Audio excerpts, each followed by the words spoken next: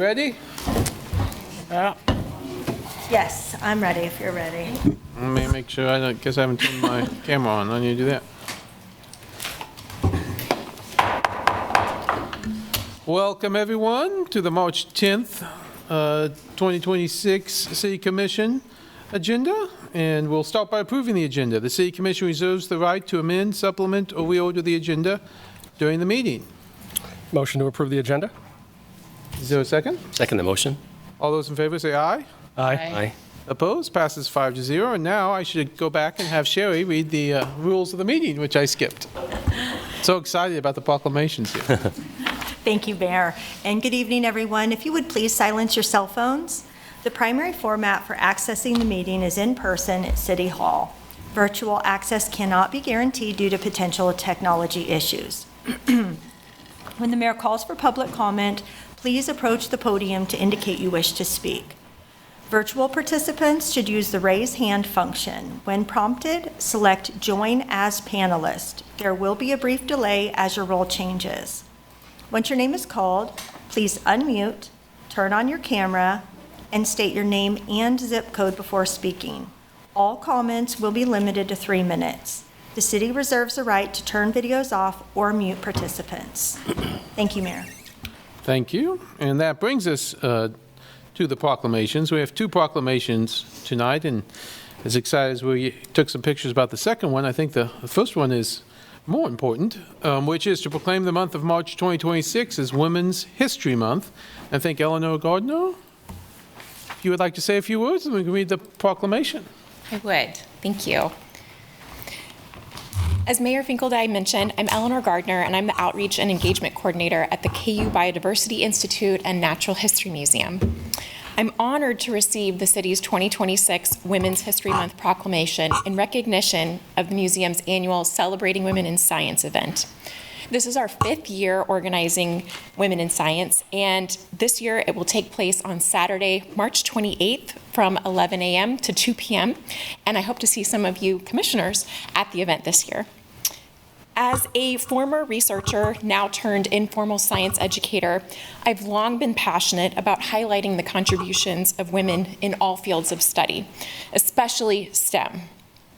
Women's History Month provides us with an opportunity to reflect upon and to spread awareness of women's achievements. Groundbreaking historical female scientists such as Mary Anning, Rosalind Franklin, Ada Lovelace, and many others were long overlooked and ignored. But now they're finally gaining the levels of recognition and appreciation that they've long deserved. Through the museum's Celebrating Women in Science event, we pay homage to some of these trailblazing women scientists, and we spotlight women right here in Lawrence and KU, as well as surrounding areas, who are actively shaping the future of our scientific world. Our annual event broadens community access to and public engagement with biodiversity science, genomics, atmospheric science, medical research, and so much more. Although great progress has been made, underrepresentation of women in science is still a pervasive problem. While women now earn a higher proportion of bachelor's degrees in the United States, women are still vastly underrepresented in scientific fields. And in fact, only 35% of STEM graduates worldwide are women. And then this gap widens as careers progress. The reality is that helping women and girls in STEM and any other area, to help them reach their full potential, we must begin to recognize and confront the many barriers that we face in society. Women's History Month is a great way to showcase what girls and women have achieved despite the barriers to their successes.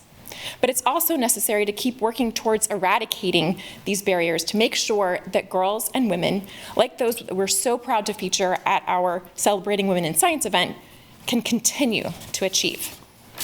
I thank the City Commission for officially recognizing Women's History Month and acknowledging the critical role that women have served both within and outside of scientific fields, and for inviting me to be here tonight. Thank you so much. And I'll read the proclamation, but as I listen to the proclamation about women in science, my oldest daughter has a BS in nursing, and my youngest daughter is just about to graduate with a biomedical engineering degree and get a PhD in environmental engineering. So I appreciate all you do and people like you do to help promote women in STEM. It's very important.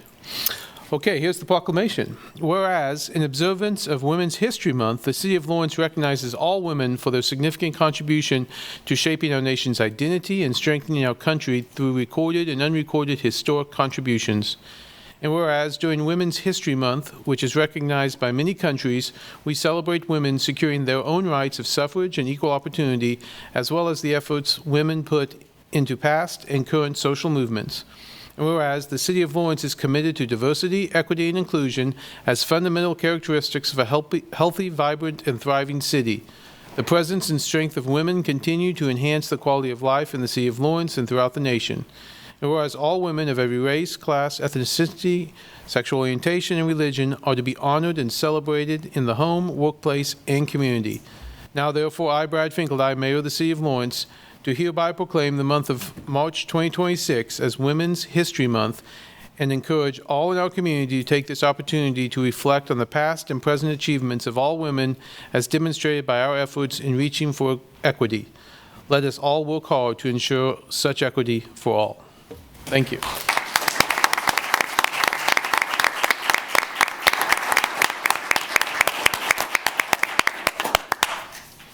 And thanks so much for the KU Biodiversity Institute, and look forward to the event. Okay, our second proclamation is to welcome the Algerian National Football Team, and Ruth DeWitt, fresh off the front of the paper, is going to speak to us. Thank you so much. I am not the men's Algerian national team, but I am super honored to be here on behalf of the dozens of people in Douglas County and Lawrence who are working to make this effort happen and who are going to continue to keep working to bring this thing across the finish line. Back in June of 2024, the first FIFA brochure went out, and Kansas City had 3 regional possible base camps. And we were told consistently, don't get your hopes up. We've never had 3 teams in one area. They don't like to practice that close together. It's, it's kind of a pipe dream. But of course, we were also told this is a tournament like no other. Well, here we find ourselves with 4 regional teams, including the reigning world champions in Argentina. And lo and behold, the Algerians men team has chosen Rock Chalk Park as their home away from home next summer. Algeria was governed by French colonial rule for nearly 150 years. They gained their independence in July 5th of 1962. By January 1st, 1964, less than 18 months later, they had a men's national team as part of the FIFA Federation. Their team is not just a game. Soccer is not just a game to this team. It is a national identity. And a place that is forged on the values of independence and freedom and sport. Might sound familiar to a lot of us in Lawrence, Kansas, even if that sport is basketball and not soccer. So I want to thank the Commission for giving us the opportunity to excel, for giving us the tools that we need, for encouraging us with your great enthusiasm that we feel all the time, for challenging us with hard questions, and making us better every time that we meet. So as a thank you, we wanted to share our limited edition Lawrence 2026 scarves with you. Please wear them in the community proudly, knowing that there are a lot of people from all walks of life working to make Lawrence shine on our international stage. So thank you very much. Thank you so much, Ruth, for all you've done, all you'll continue to do. And obviously, we're very excited. I'll read the proclamation, and then maybe we'll say a few words. But whereas the City of Lawrence is honored to welcome the Algerian National Football Team to our community as part of the global celebration of the 2026 FIFA World Cup, and whereas known proudly as the Greens, the Phoenix and the Desert Warriors, the Algerian national team represents a rich tradition of excellence, resilience, and national pride, carrying forward the spirit of a nation through sport. Whereas the journey to compete on the world's largest stage requires extraordinary discipline, sacrifice, teamwork, and perseverance, qualities that reflect the very best of global athletic competition and inspire communities across continents. And whereas Lawrence stands ready to receive these world-class athletes through our 4 guiding pillars of hospitality and partnership.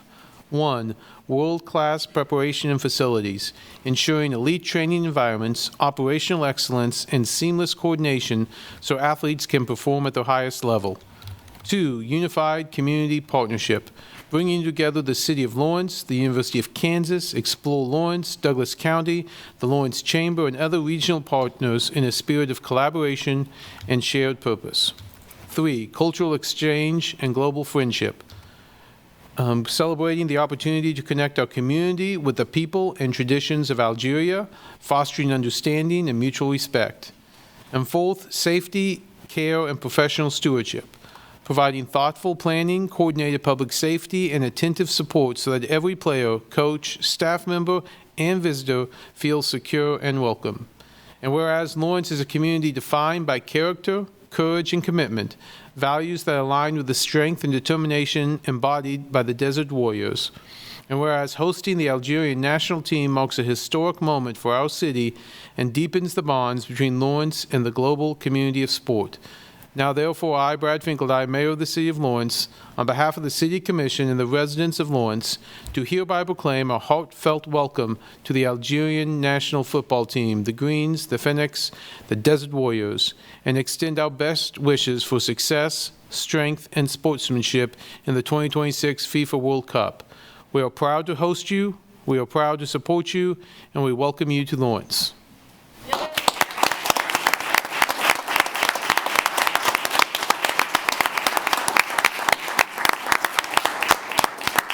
Obviously, this is an exciting time, and whatever we can do, I know we have lots of staff working on this all the time, but anything we can do as a commission, and we'd be happy to help. Thank you so much.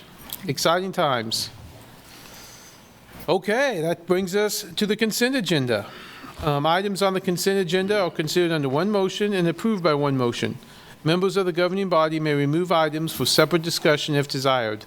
Members of the public may remove items identified as quasi-judicial for separate discussion if desired. Members of the public will be limited to 3 minutes for comments. I think we have a couple to be pulled. Yes, C6C. Okay. Commissioner Pulliam? C9D. Okay. Any others? There is one quasi-judicial item related to 566 George Williams Way. Any member of the public want to pull that item? Anyone online? No, Mayor. Seeing none, I look for a motion to approve the consent agenda with the 2 exceptions. So moved. Second the motion. Second, motion by Commissioner Sello, second by Commissioner Devo to approve the consent agenda with the exception of C6C and C9D. All those in favor say aye. Aye. Opposed? Passes 5-0.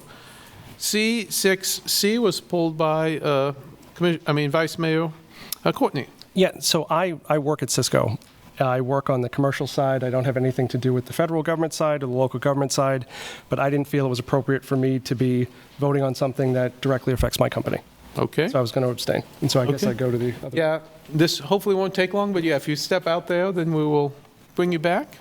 Any questions from any members of the commission? None for me, sir. Okay. Then I will open it up for public comment. Does anyone like to have public comment on the Cisco contract related to the fiber network?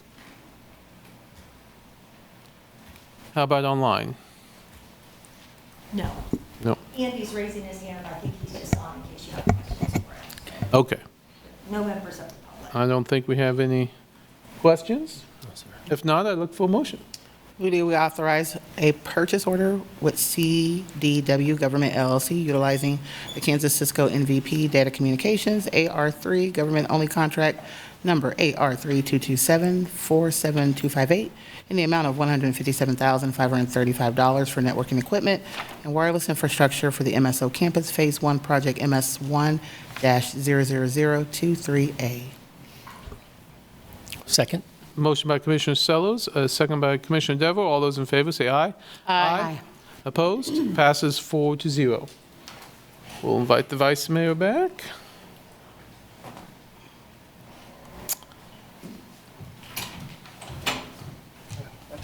Yeah, there's lots of questions about Cisco.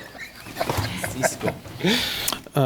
Okay, that brings us to C9D, and I think we got some emails about this, but Commissioner Pulliam, you pulled it? I did. Anything? I personally don't really have any concerns here, but I thought we would let Chief Lockhart explain what he is asking for, and then maybe we can explain a little bit of procurement, our policies that might give the public some ease, and then go from there. All right.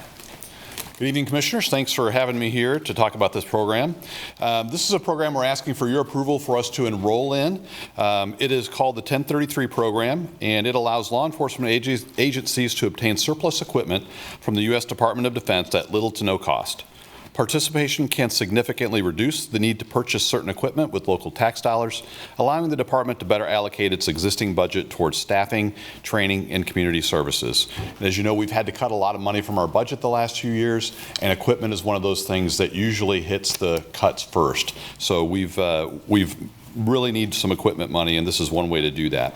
Participation provides access to equipment that can support a wide range of public safety operations, including disaster response, search and rescue, tactical operations, and large-scale emergencies. This equipment enhances the department's ability to protect both residents and officers during high-risk or complex incidents.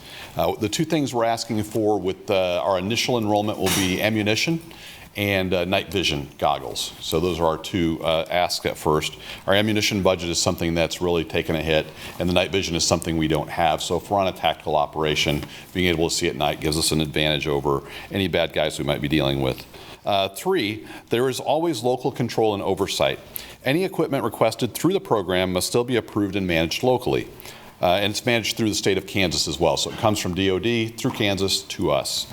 The department would only request items that meet a legitimate operational need, and all equipment would be tracked, audited, and used in accordance with federal and departmental policies. While not required by the program, we've decided that we're going to follow our department's procurement procedures.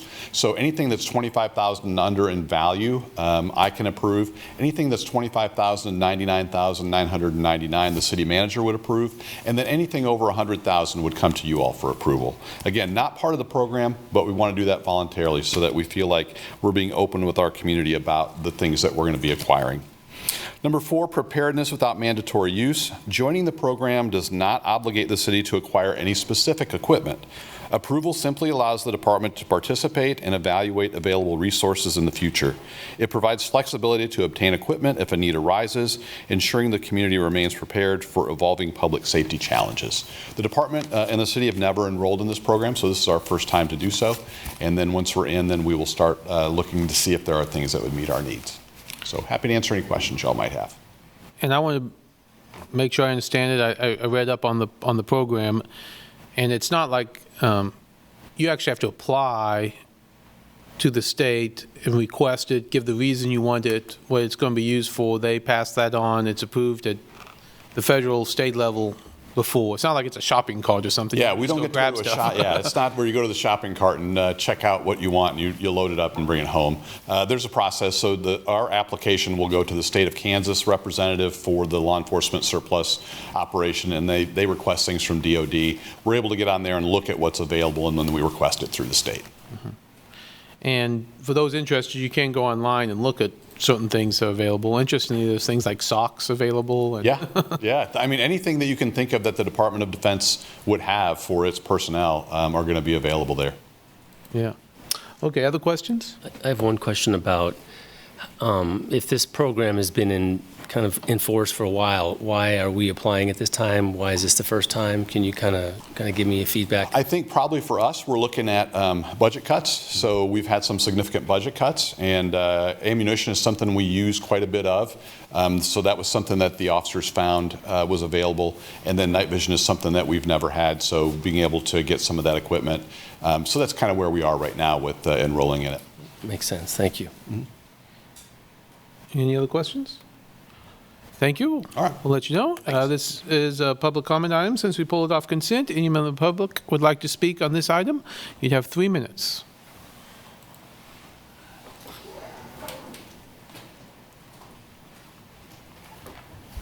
Good evening, Commissioners. Micah Cox, 66044. It's really wild to me that the city would consider opening a direct pipeline to the Department of Defense, or as it's also known as by the President, Department of War, while we're still waiting on a basic oversight ordinance for the surveillance and policing technology that we have here. Framing this as a minimal cost request for night vision and ammo is a transparent attempt to minimize the stakes. It seems like LPD is framing this and wants everyone to believe it's about flashlights and first aid kits, but it's not just that. This program is designed to be frictionless, high-speed rail for militarization of communities. It is the process of logging into the online portal, shopping, and submitting a justification that is rarely scrutinized outside of anyone in the law enforcement bubble. Nationwide, this program has funneled $7.6 billion in equipment to local police departments. While they claim that they want training ammo, the reality of this pipeline includes military-grade rifles, night vision goggles, and armored vehicles like MRAPs, mine-resistant ambush-protected vehicles. In fact, between 2013 and 2014 alone, the number of combat and tactical vehicles distributed through this program skyrocketed, putting machines built for active war zones in American neighborhoods. If you approve this, you're effectively handing a blank check for militarization to the LPD. The community's been clear that we are a community, not a battlefield, so stop trying to turn it into one. We don't want a militarized police force, and we certainly don't want to subscribe to a request now, explain later model of governance. I urge you to reject this enrollment until a fast-tracked, community-led surveillance and technology ordinance is passed. The city's strategic plan claims to prioritize safe and secure community. The agenda report item claimed that strategic plan objective. You can't meet that goal by quietly expanding access to military hardware. Real safety is built on investment and accountability, not hand-me-down weapons of war. The question tonight is simple. Are you building community trust, or are you quietly militarizing the police? You can't do both. Please pick a side. Thank you. The comments? Hey, I'm all for the government giving us some free stuff. Like I said, they use ammo anyway, tons of it, so for practice. Night vision, I'm really surprised they don't have it already, so I don't know. I think it's a good idea. Thank you. Thank you. Hi, Rebecca Britton, 66049. I realize we're not voting on this today, but I just wanted to say I think it's a no-brainer. For those who don't know, our law enforcement pays for their own guns, for their own, if they want to have a site, a red dot site, things like that. Pretty much a lot of things outside of ammo they pay for out of pocket. So anything that we can do for our law enforcement that's going to support them, I'm all for. Thank you. Seeing no other comments in the room, how about online? Oh, maybe. There's One, looks like. We want to speak on this one? Okay. Yeah. Hello, City Commissioners. Nicholas Totten, 66047. We have seen this type of program in other cities, municipalities across the nation. It leads to the militarization of the police officers. Our chief of police was very vocal. He said that he wanted ammo and night vision goggles. He specifically did not ask for body armor, defense capabilities, emergency relief. Suggested that that could be there, but he asked for the ability to use force and violence against bad guys, undisclosed bad guys. Yes, the police do have to have that ability. That's part of the necessity of what they do. But these types of programs lead to the militarization of police officers, which then leads to the death of citizens. We can't do this, and if we are going to do this, we are going to allow this pipeline to exist. It needs to have restrictions that basically say, we will not put weapons into the hands of our police officers. We will put tools, defensive aspects, body armor, things that will make police officers safe, but will not endanger the citizens. Thank you. Thank you. Okay, now online. Oh, do we have another one here? I'm sorry. Yes. Yeah, go ahead. Sorry. All right. Do you want me to raise or lower this at all? If you want, sure. Okay, can you hear me all right? Excellent. My name is Jack Hawthorne. I've lived in Lawrence for a little over 14 years now.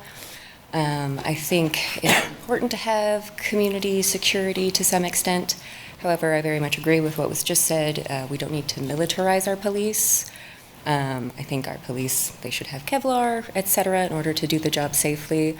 However, I think there's really nothing going on in Lawrence that requires military-grade equipment, et cetera. I think having those types of weapons, those types of artillery, et cetera, just invites the want to use it. Like a situation that could have been handled differently if we didn't have that equipment would be handled differently. There are plenty of police forces in the world that don't have guns at all. We obviously have the Second Amendment, so people have arms here. So having a handgun, I guess, makes sense. However, a machine gun or things of that nature are absolutely unnecessary for community policing. It's only going to endanger citizens to have those in the hands of our police force. There's really nothing that happens here that would require it. And that's all I have to say. Thank you. Thank you.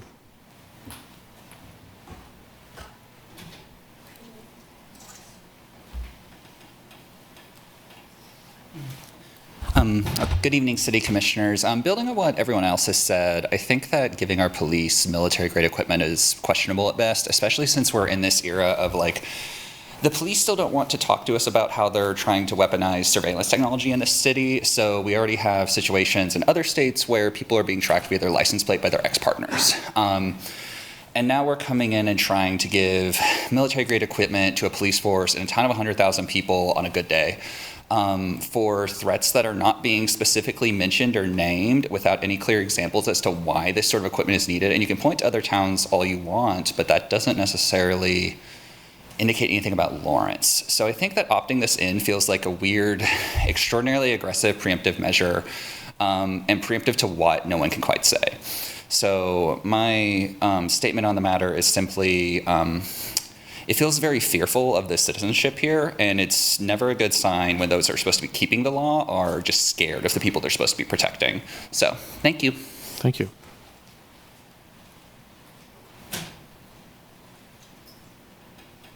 Hi, Mayor Finkelstein and Commissioners. Evie Lazzarino, 66049 with the Lawrence Chamber. We don't see this as military-grade purchases. It seems like a creative way to solve budget issues. The Lawrence Police Department does such a great job keeping us safe and worrying about all aspects of our community, and we think it's important to support them on the rare occasions when they have a request. This seems like a sensible request, and we really hope you consider it. Thank you.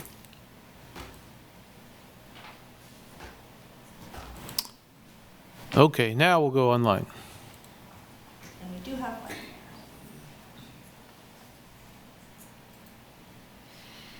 Mo Horowitz.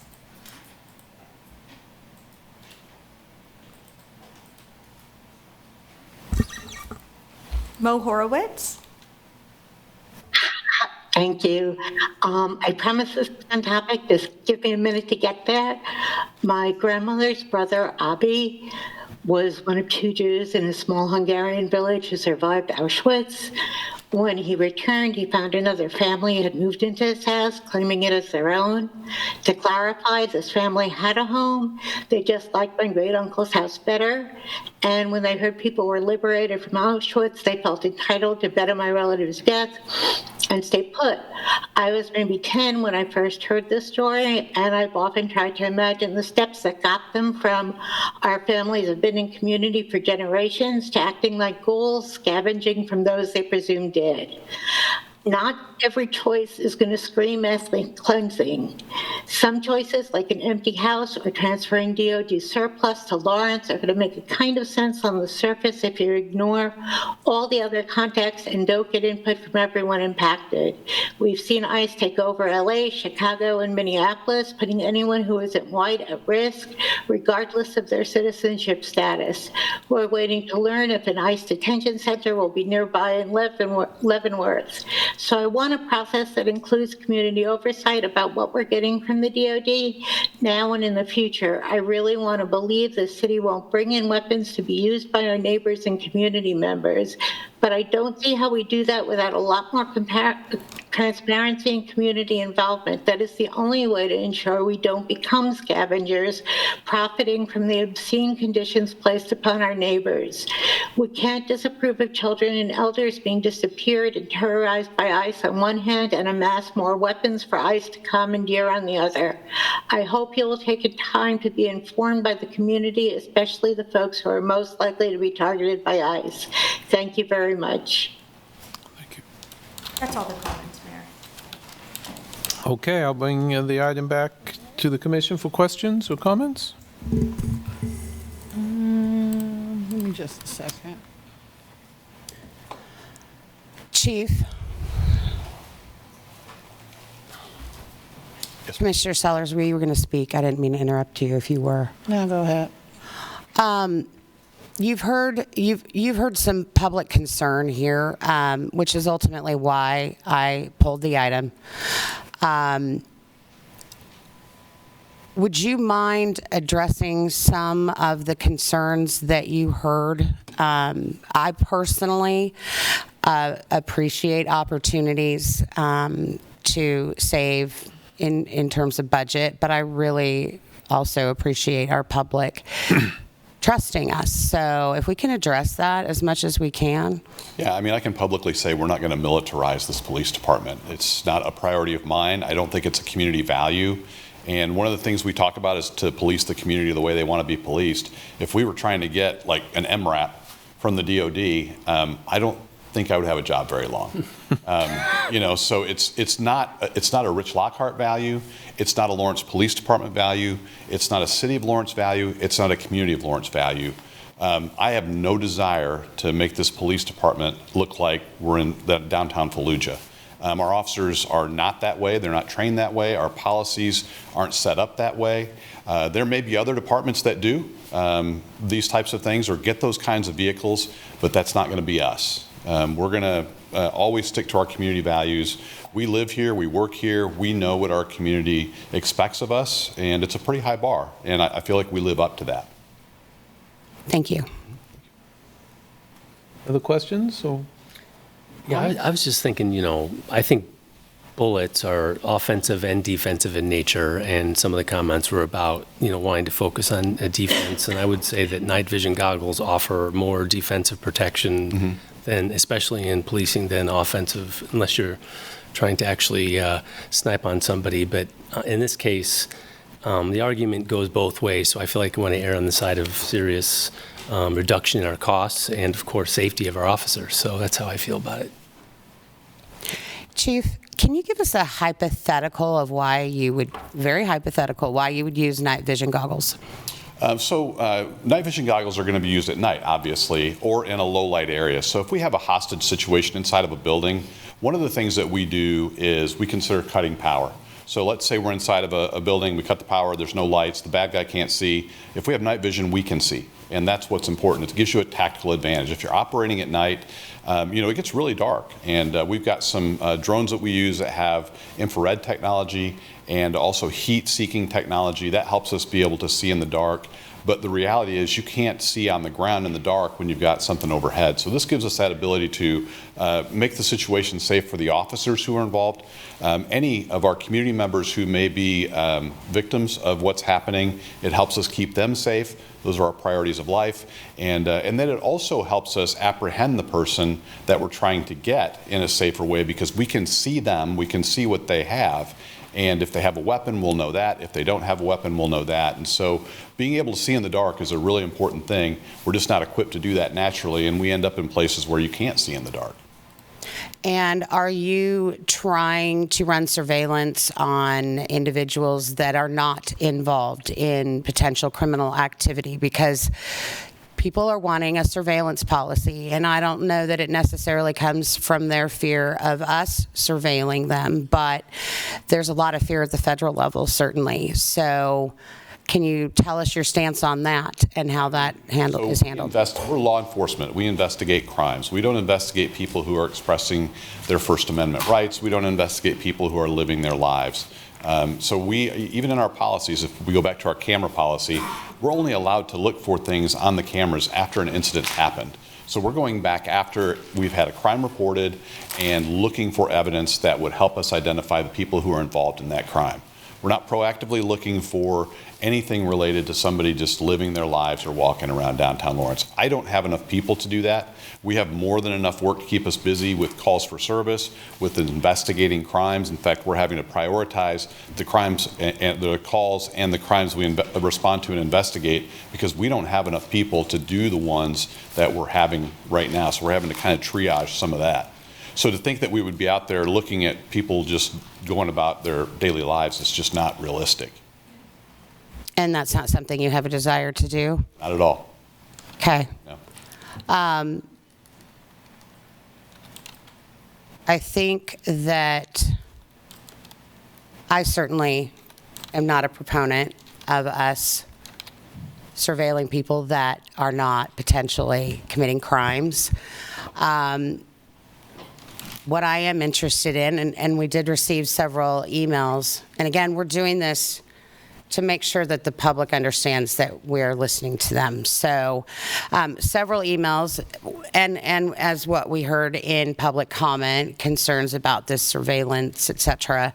I would just ask the public if they, and I've asked, do we think we have an issue where we are running surveillance on innocent residents? And I haven't gotten a response yet, but I certainly want to leave that open to the public if they feel like there is an issue. We are certainly happy to listen to that. But well, and I would remind folks that is a violation of our policy. And so anytime there's a policy violation, we have a complaint process, and I would encourage somebody who believes that a member of this department is doing that to make a complaint and let us investigate that and find out, because that's not something that our officers should be doing. Absolutely. Okay. Maybe we find a way to get the policy into some folks' hands so they know that it does exist. They're all available online. So if you go to lawrenceks.org and go to the police tab, you can find our entire policy manual up there. Okay. Thank you for your time, Chief. Chief, I have just one particular question. I know you went through and stated for this that you would want to follow the same purchasing guidelines that we have.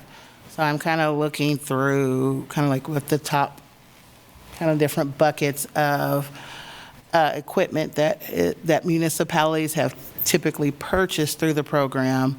So they have vehicle and transportation equipment, protective and tactical gear, weapons and tactical gear, and then communications and support equipment, and then also non-tactical logistical supplies, which have been seen as like cold weather gear, flashlights, medical kits, and things of that nature.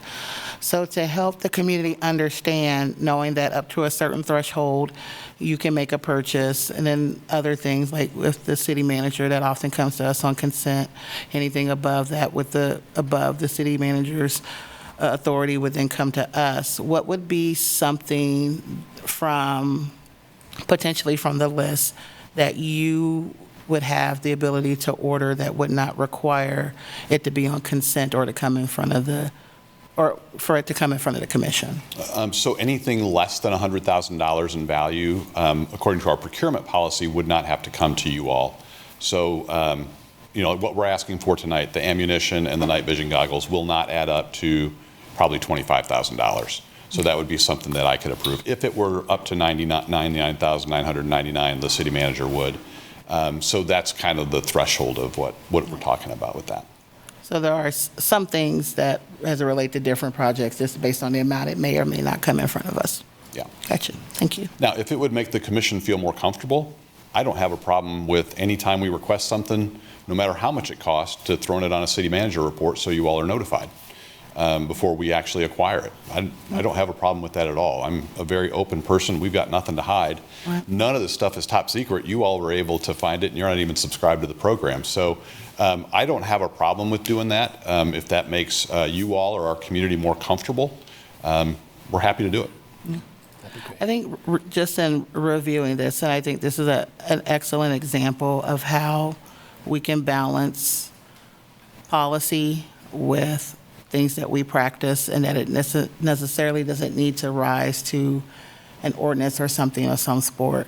I know that there are several communities that I'm aware of that have had bad experiences with their local government who have enrolled in the 1033 program, and there are others who have enrolled in the program that have utilized their supplies for the benefit, whether it's in New Orleans who have used it for disaster relief. A lot of the things in here I see are for disaster relief and just, basic operations. So, I'm not necessarily concerned with, I'm not concerned. You can always see correlation and causation, and that's something to be mindful of. And yes, you would want to have oversight over something like that if we believe that is concern not only to the community, but also to the commission as well. And so, yes, I think for something like this, because of what we're dealing with and time and place and things that indirectly impact us because they are happening on a larger scale, I think for the sake of this program, it would be beneficial if that came to us on a city manager's report, just so that that would also give the community the opportunity to speak on that. And then from there, the commission could make a decision to move if we needed to defer that to be on a more larger discussion, as such as an agenda item or just consent. But, I don't personally have a concern right now with the enrollment, because there are things on this list that could help us in a disaster relief. I'm looking at it more, I want to look at it more for the proactive, knowing that, yes, there's always all that come to play. I can't get rid of that. I wake up with that every day in my head of what's the worst that could happen, but I can't live by that. But what I do want to make sure is that we do have that oversight, and I think this is a way that we can kind of reconcile that and compromise on it, so that we still have you still have your authority and support, and we still can act on our authority as well. Yeah. And Chief, to go along with that, I support the city manager's report. That sounds like a great idea. And then in the future, if there's a concern by city leaders, citizens in the community, like 20 years from now, when we sign up for this, is there an easy way to unenroll or resubscribe for a certain amount of time? Could you talk about what that might look like? I don't know the answer to that one. Do you know, Megan? Yeah, if there's a change in leadership, we'd have to reapply. Okay. So if there's a change in leadership. Thank you.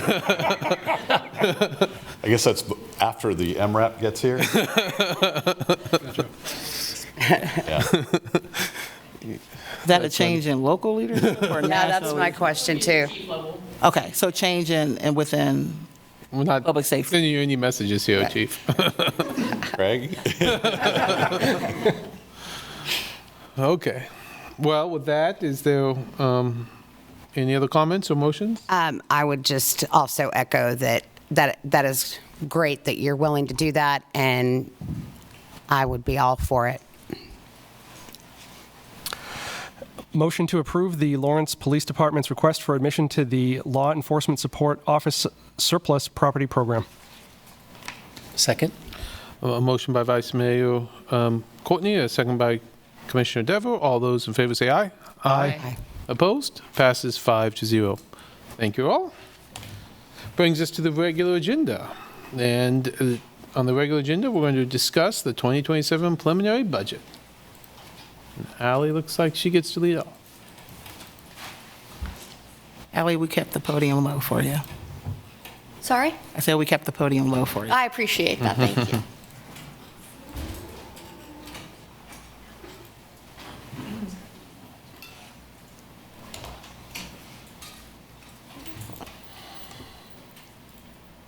Nope. Green button. Share, there we go. There you go.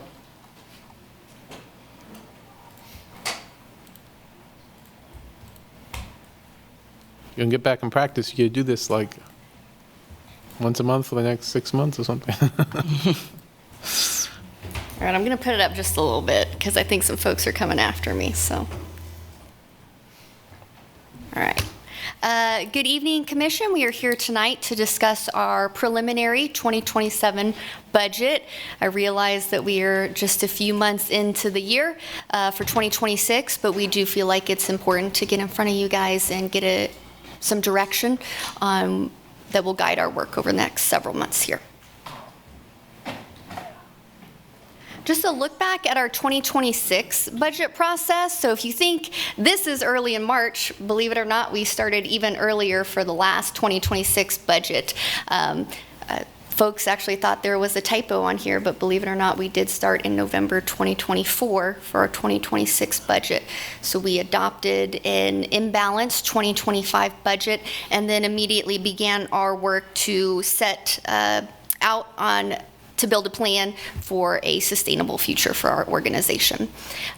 We went through additional community engagement with both balancing act at new levels, as well as established two committees, both an employee budget committee as well as a community budget committee, and then checked in with commission through several parts of that process. Through a lot of folks' hard work, we overcame a $6.6 million deficit in our city's general fund, which is our primary operating fund. That is the focus of our conversation this evening. Just as a reminder, part of that $6.6 million was $2 million for fund balance restoration. The purpose of this was to have revenues exceeding expenses, again, keeping up with pace of our expenditures and have that sustainability going forward. So we showed this several times throughout our process. So tonight, again, we are going to cover some very early estimates. These numbers, again, they are going to change, but want to get direction on some policy questions, including the last direction we received from City Commission, which was to raise the mill levy to support operations for LDCFM Station 6. There are several assumptions that have been built into this budget. I'll go over them at a high level here and then more detail later on. But property tax, again, approximately $3 million increase for LDCFM expansion. There has been a lot of conversation right now at the state. It's currently ongoing. When we started building this presentation a few weeks ago, we took the proactive step of putting our assessed valuation growth at 3%. There's since been additional conversations in the House of different things that they may want to do, but this is what the assumptions built in for this budget. Our sales tax, again, as we were developing this presentation at the end of February, we received our December report for 2025. So we updated 2026, revised those numbers, and then created our 2027 projection. For LDCFM, this has the 64-36% funding split with the county. If you would recall, the current budget or 2026 budget, that percentage is about 59.7, 40.3. The purpose of that was to maintain some positions as well as add Medic 6 into our system, but that was a one-year agreement. So again, for the purposes of this preliminary budget, we're showing the 64-36. On the expenditure side, employee wages, we're showing that continuation of our employee pay plan, which is a step and a 2.5% wage adjustment. There is a pretty substantial increase to our health care. Again, I'll go more into this later on, but increasing the employer contribution from $12,000 to $20,000 and budgeting a 20% increase for employee premiums. Departments went through their budgets middle of February and input known contractual increases, but still many things that can come up between now and through the process as we develop the budget. So in front of you, we have two charts. The top one here is our growth in assessed valuation. See a pretty large spike here, 22 to 2020. 22 into 23, and then that has continued, although not as dramatically. Again, that 2027 3% is just what we have programmed in. It's for purposes of discussion. The bottom is our growth in sales tax. You see that post-COVID spike in 21 as well as 22, and then we quickly normalized into the 2.5 to 3.5%. You do see a slightly larger increase in 2025, and I'll remind folks that's when we increased the sales tax for affordable housing. So there is part of that increase there. And then the 2026 revised, just because I'm looking at everybody's amazing scarves, that we are building a budget on continued sales tax projections versus what we hope will be some pretty substantial one-time growth from the World Cup. Then about a 2.6% increase for the 2027 preliminary budget.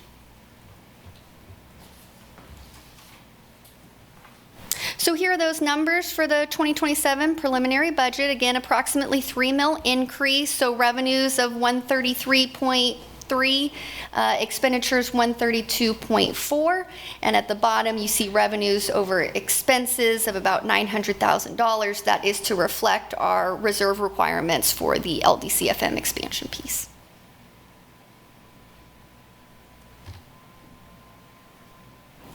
We were asked what that mill levy increase would look like for different home valuations.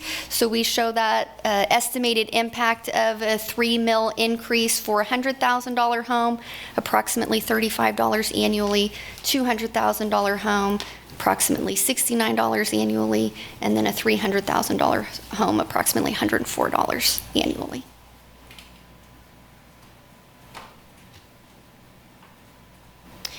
Our compensation, this looks back to 2020. So this budget, again, includes that step 2.5% wage adjustment. We do have a compensation study that's currently underway. We anticipate getting results of that hopefully in early April that could help with some of these discussions, but right now an unknown. And then we do have wage negotiations for all 4 of our unions for the 2027 budget.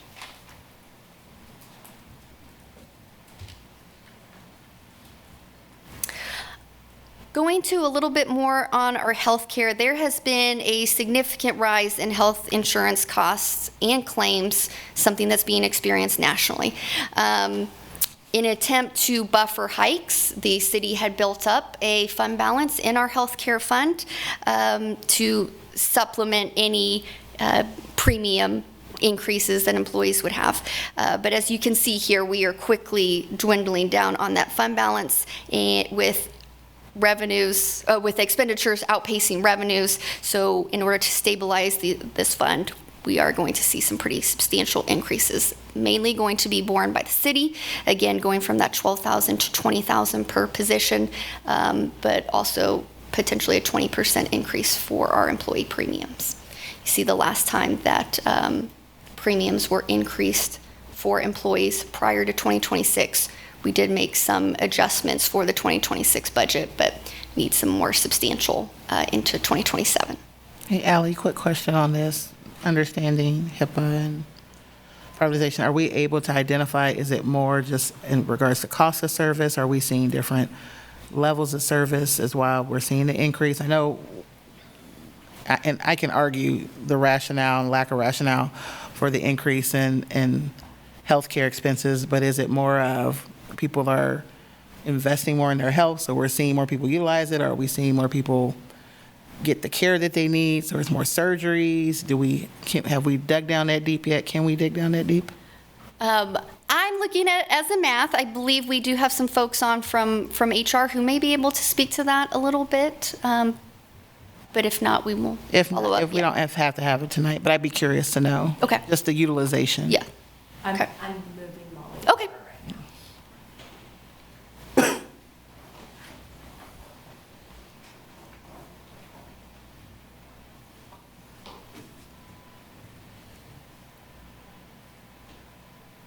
Can you all hear me? Yes, we can. Yes. Wonderful. My name is Molly Lake.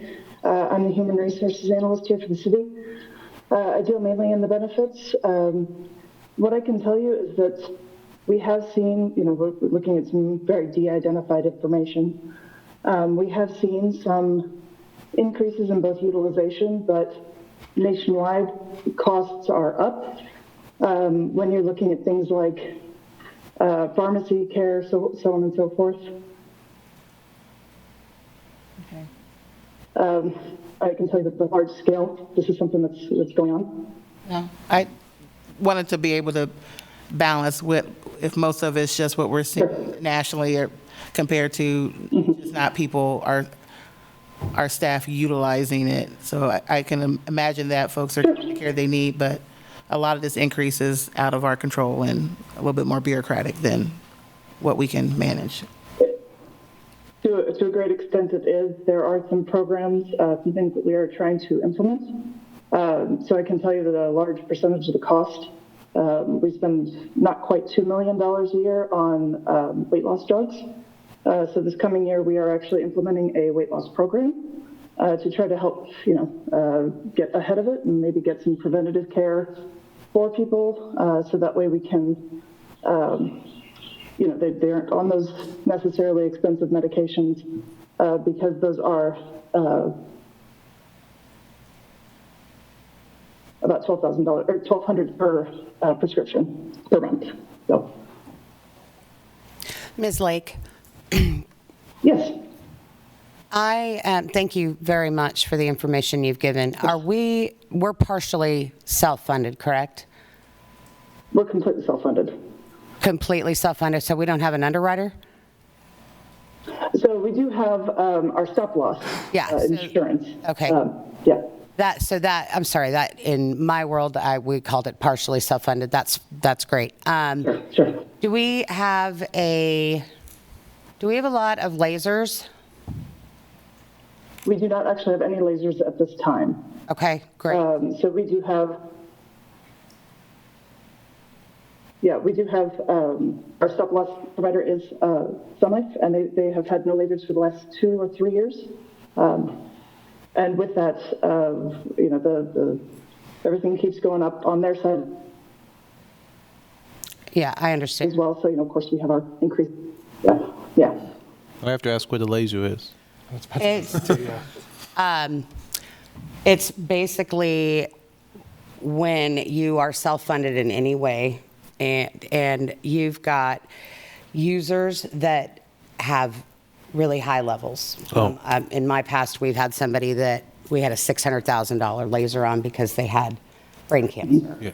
So the fact that we have no lasers is incredibly impressive, and kudos to our staff for being healthy enough to avoid that. So I may have additional questions, but I just needed to know that as we proceeded, and I appreciate your time. Thank you, Ms. Lake.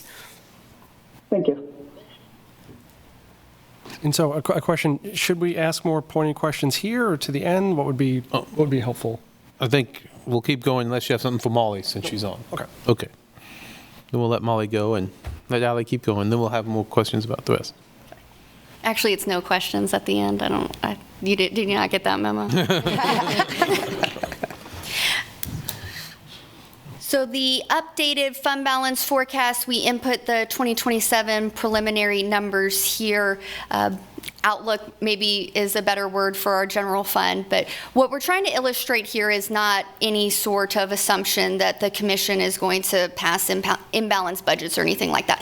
It's just that with the increase that we've seen in healthcare, coupled with that 3% assessed valuation growth in the out year, we don't see or recognize the original intention of last year's budget, which was to have revenues exceeding expenses. All right, getting into LDCFM expansion a little bit, I'm going to start and just go over some numbers, and then I'm going to turn it over to Chief Hardy. But again, the last direction that we received from the City Commission was to raise the mill levy to support the operations of Station 6. Again, you've seen these numbers. They're relatively similar to what you've already seen, but we'll go over them. So the components that we're talking about with expansion. First batch, I would say, are 3 battalion chiefs, a training lieutenant, and 8 positions for Medic 6. These are positions that are currently funded in the 2026 budget due to the county's increased contribution. When we go back to the 6436, which is what we've budgeted here, those become unfunded positions. So they're part of what we're showing as expansion costs. Then the 15 positions for Engine 6, and then we also have budgeted for 2 internal service positions. So that total cost, which includes the city reserve requirements for the city portion, is about $4.5 million. Again, these are rough numbers that we will define as we go through the process, which is approximately 3 mils. So with that, I'm going to hand it over to Chief to talk about, at a high level, the needs for Station 6.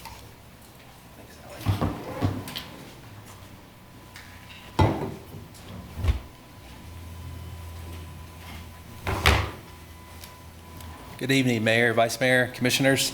My name is Joe Hardy. I'm Acting Fire Chief here for LDCFM. Thanks for giving me an opportunity to talk to you this evening, just to give you a little bit of update on the higher level of what the need is for a Station 6 expansion. As 3 of you know and 2 new are coming into this, I just want to let you know that there are 5 dimensions of risk that we look at when we're looking at measurements. We look at disadvantaged populations, we look at current city population, projected city population 2040, along with the appraised building value, and then LDCFM incidents. And I'll have some of those slides here after this. A little bit about the timeline. Even before I got on the department in 1990s, we were talking about expansion when we merged in 1996, 1997. And so this is not new. We just knew we were going to have to grow with the city growing and the demands and the needs. And so on the timeline you see here, 2013, that was the first time that it was actually recommended in our accreditation paperwork. And so that's why we wanted to make sure we highlighted that on our timeline. In 2020, we had a joint station optimization analysis done, and that's where a lot of our information is there, and that's where we carry on into today. And so over the last 5 years, we've been able to bring that into our budget requests when we're looking at expansion, looking at money. And so overall, of our last 5 years of proposals, we've been able to try and incorporate that growth, and that's where we are today. And at the end of 2025, we talked about Station 6 expansion and the demand of that. And so the next slide I'm going to show you here is a map of the city of Lawrence with our 5 fire stations within the city. Is all color-coded within that peach area. And so that those peach colors is 4-minute response times from our stations. So that's coverage of our city. And so we did put Station 6, the location at 555 Stone Ridge there on the northwest corner of the city. And that does show where the circle is. That's where we had one of our service level gaps, along with the other 2 to the north and to the south. And so just wanted to show you guys that, just to remind you of when you're looking at the big picture, our goal is for 4-minute response times for our emergency incidents.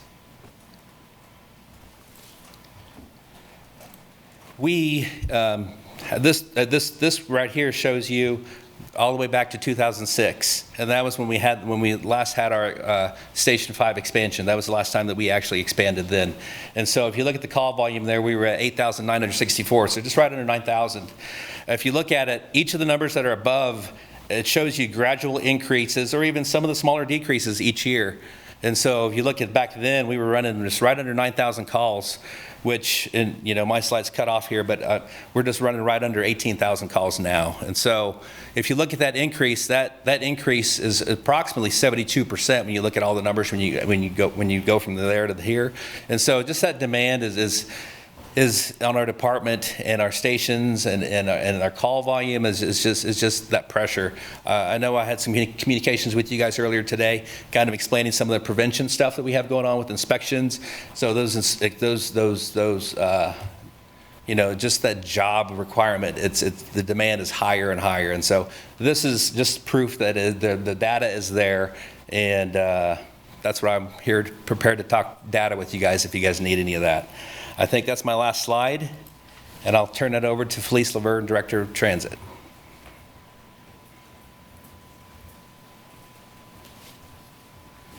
Good evening, Commissioners.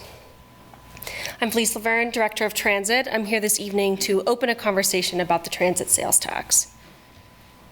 Transit has been fortunate to receive the support of the community for 2 rounds of sales tax funding, first in 2008 and then again in 2018. Our current sales tax period will sunset in 2029. Transit is requesting a ballot measure this November to repeal and replace the existing 0.2 sales tax with a 0.3 sales tax to match rising national transit costs.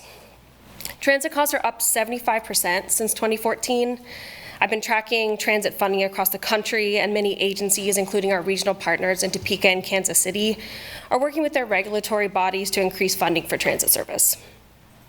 With the sales tax increase, transit retains current route frequency and fare-free service until 2029 and continues the downtown station project. We do have adequate grant funding to build downtown station, but staffing and operational costs are not covered by those grants and need to be considered with our budget. Okay. In 2024, we began our current 5-year transit service provider contract.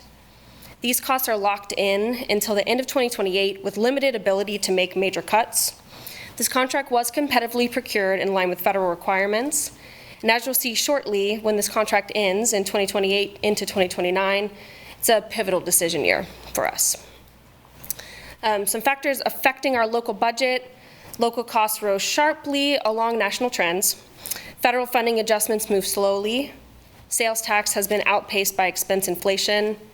Our system is more resilient than our national counterpart because fares have traditionally made up a relatively small amount of our budget. In Lawrence, sales tax acts as a local match for federal operating grants with a 50-50 split. In general, every $1 our community provides, the federal government contributes $1 match to our transit system. The combined city and KU transit system provides 2.5 million rides annually, or 7,000 trips a day. The city and KU have separate budgets for our routes and have separate contracts with our contracted service provider. We have 2 coordinated routes. Numbers shown in this presentation are for the city expenses only, and KU routes are funded by student fees, which are set by Student Senate. Okay. Since I stepped into the role of Director of Transit in May of 2025, I've been working with the transit team to reduce our costs.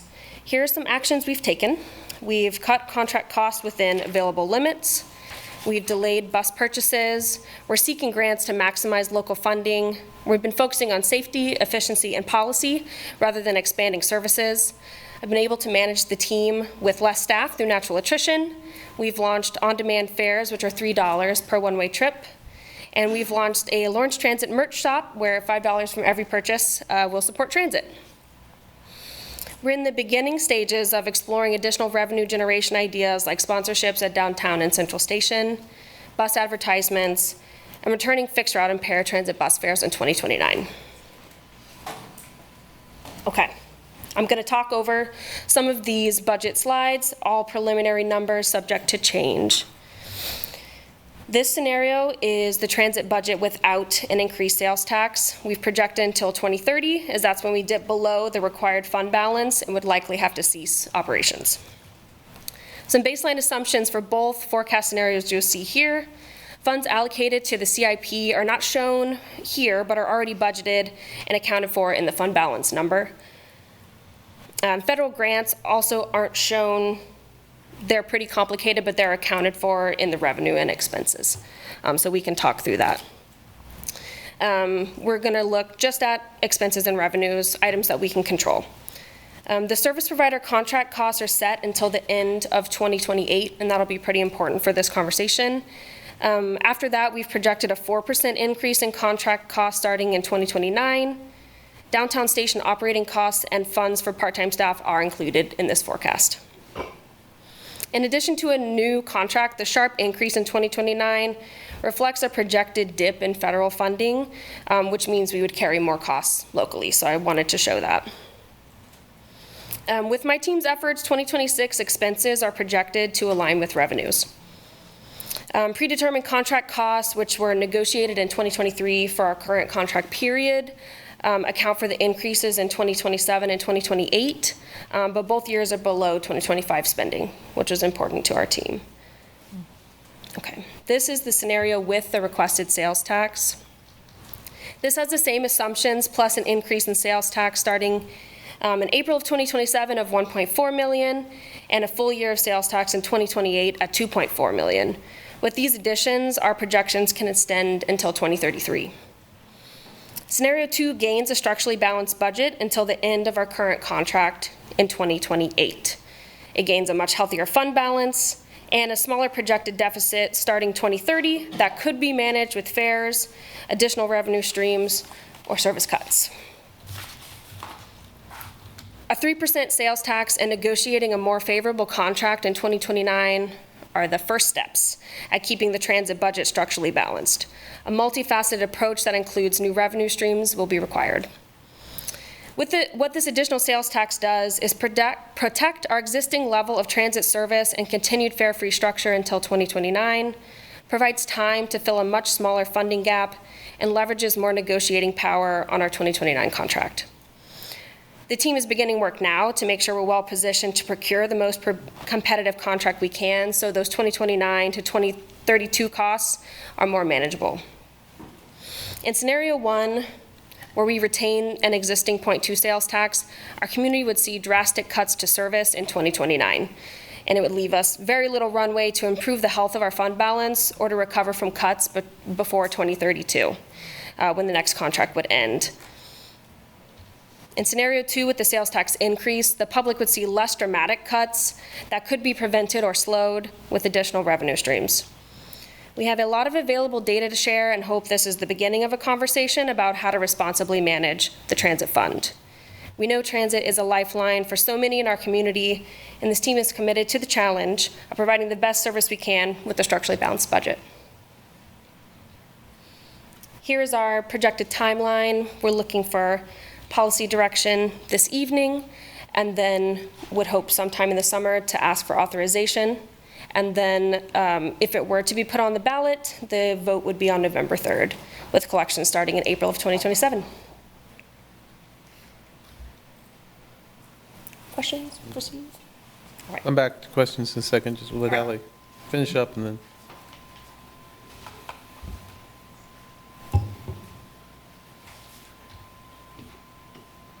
All right, just to round us out this evening, that we are actively working with Corey's team to develop an engagement plan for this budget cycle. So showing some of those things that we were talking about, an increased digital presence, so a new engagement webpage that should be going live here soon, increased social media and digital newsletters to keep the public informed. Balancing Act, we are planning to open this Friday and have it open for 4 weeks, and just really trying to market that, meet people where they are so that they know that this is a tool to utilize and make their voices be heard for our general fund. So you'll see that. You'll see our team, not me, I'll be with my kids at spring break, but St. Patrick's Day Parade, handing out QR codes. We really want folks to get involved and be part of this process. And then again, for the first time in a couple years now, Corey will be bringing responses from the Community Satisfaction Survey, sharing that with City Commission in April, and we'll be looking to see how we can incorporate those as a statistically valid method to incorporate into the budget. A look at the 2027 budget timeline. This follows our current process. Again, some of the conversations at the state may change this, but these are tentative dates that we are looking at. Having our conversation this evening, then opening up Balancing Act on Friday, sharing those results with Commission in late April, coming in May for the CIP, as well as an additional CIP workshop in June, and then some relatively standard dates that we have set by the state, proposing that budget, establishing our revenue neutral, having our hearings, and then adoption on September 15th.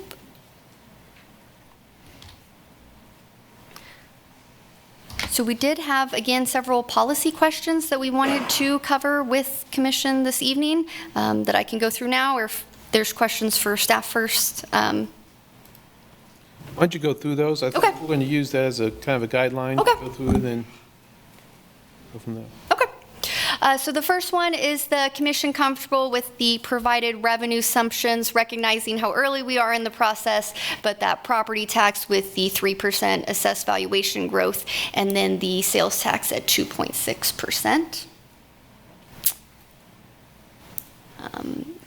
If there is commitment to the city's current pay structure, there's potential additional costs. We should know more in April, pending the compensation study results. Does the Commission support LDCFM Station 6 expansion through a mill levy increase? Should staff move forward with putting an increase to the transit sales tax on the ballots? And then our final questions, are there any additional ideas on the budget engagement plan? Okay. Well, thank you for that, and thank you for the presentation. My thought is, let's use these 5, and let's ask questions in those 5 categories, so we don't have to make people get back. And then we'll have a 6th category, which is not on this list, questions. Then we'll open it up for public comment, and then we'll come back and discuss these policy questions and any others. So questions related to revenue assumptions. Oh, sorry. Do you want to start from the bottom up? It might be easier to answer those. I mean, I think. Now let's start at the top. Okay, sounds good. I'm an engineer. I like to go straight. Okay, let's talk about, anyone have questions about the revenue assumptions, the property tax, the sales tax? No. I have a question. I know we'll never, we don't find out, individual, individual property sales tax, but, with the opening of Costco and with the convention center and some of the other things, are we taking any of that additional growth into effect when we came up with the 2.6, or are we just using 2.6 because at the moment that's just kind of the average over the last 5 years?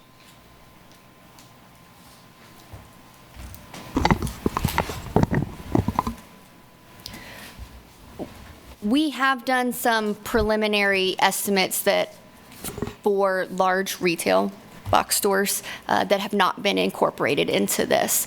We are being conservative in our forecasting. I would say we're being ultra conservative in our preliminary forecasting due to, in my opinion, unforeseen expenditures that also will need to be built into the budget as we go through the process. Okay. Did you just use a basic trend analysis for sales tax? Just take your time? Okay. Generally, yes. And how have we been on our estimates for the past 5 years? You provided estimates. How did we do?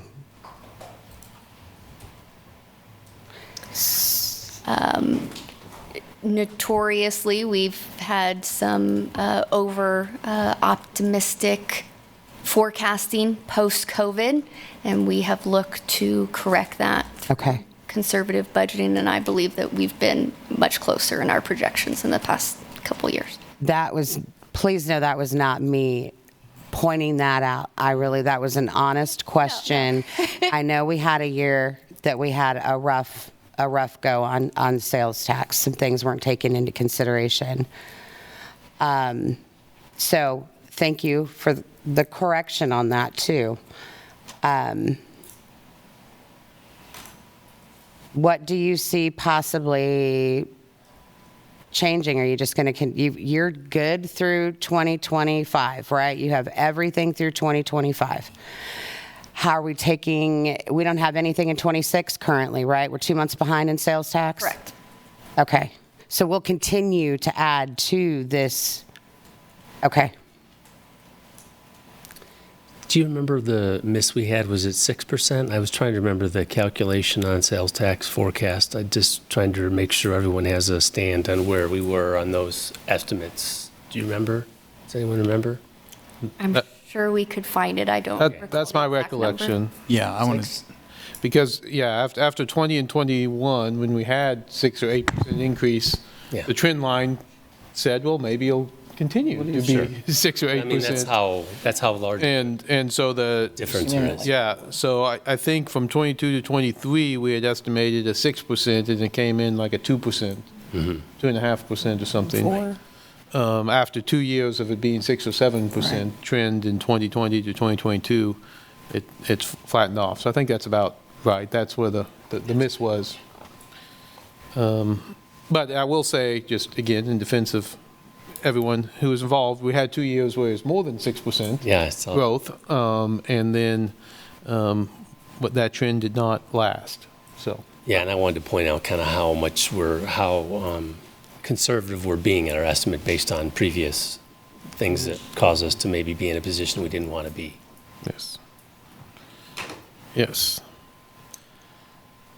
Okay, go ahead. I'm sorry, go. Are we just talking sales tax, or can I slide over to 3%? Yep, 3%. You can go for that too.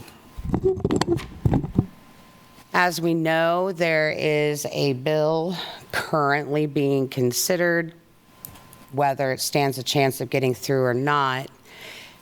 Right now, as it sits, it includes all debt, and it also includes future debt. So are we taking into consideration how that will affect our budget? Now that debt has always been in it, there was a misunderstanding last week, but that is really the concerning aspect to cities in the state right now.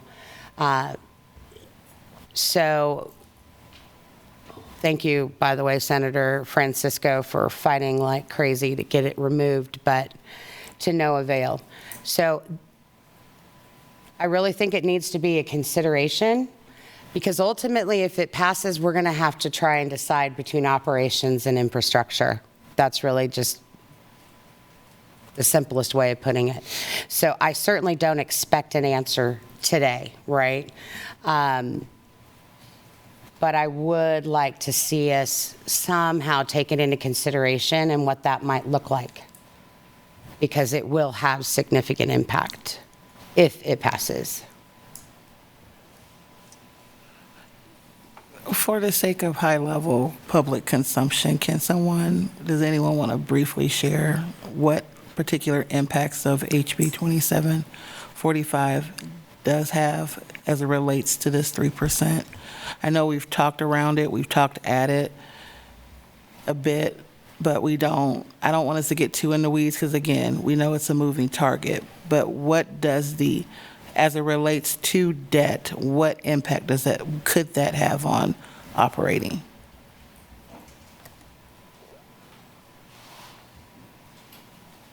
Good evening, Rochelle Matthews, Director of Finance. So as the bill sits, we've had many conversations over many years with many legislatures. This is not a new concept of a bill, but to Commissioner Pullion's point, the new feature of it is that the debt service fund and the debt service fund mill levy is included. So currently, as it stands today, the state of Kansas municipalities have what we call unlimited GO power, which means we're able to capitalize and finance projects and levy taxes appropriately to do so. This bill would have the effect of turning that off and going back to some structure of a limited GO capacity, which in broad terms would mean higher borrowing cost, fewer investors likely to be interested in our debt, and an overall shrinking of our capacity to bond finance projects. So in a sense, it's a way of preempting local control based on a tool that we've been able to utilize, municipalities have been able to utilize to fund their projects at a lower cost and that by doing this and creating limitations on that, on the bonding piece, could impact the cost of what we do bond, in addition to it can impact our credit rating, correct? Correct. And I would say the credit rating from the state of Kansas all the way down to local municipalities that issue debt. I think the bigger concern that a lot of us have is it may get rid of the full faith and credit of the taxpayer dollar because of the protest petition that's allowed. Well, my biggest concern is it takes away local control. So I think the other things are a bit in the weed, and there's other political pieces that are at stake with that. I guess my question is, and it is not to be answered today, is I know that on a federal level, we just last year advocated to our delegates, our congressional delegates, not to impact municipal bonds. So with knowing that, like I said, don't answer today, I guess the question I would want to know is, enacting something like this into law, how does that impact federal government and as it relates to our municipal bonding? I know we talked about the piece of that it would make it more expensive. I'm just curious, would it be at conflict? I don't know that it would. I mean, obviously, they would have to react to our funding, like the federal government and certain grants and other awards do take into account our fiscal health, our credit ratings in that manner. But that would be something we could look into. Yeah, I'm just thinking, seeing something like that happen, could Congress then look back and say, oh yeah, then we won't make municipal bonds exempt, and then that could be a strong point that the state of Kansas contingent could make through organizations like GFOA and the bond council organizations as they lobby federally and nationally. Gotcha. All right, thank you. Well, and I think based upon the typical schedule, by the time we see our next budget discussion, we'll know one way or the other what the state of the law is, right? It sounds like we're on track for that, yes. I mean, typically speaking, they would pass it here in a few weeks. It could get vetoed. If it's not, if it's vetoed, they come back for veto session sometime in April, and we'll know whether or not what the law is or the lay of the land by the time we see our city managers report in July. Yes. Yeah. Just publishing a register. Okay, any other questions around revenue assumptions?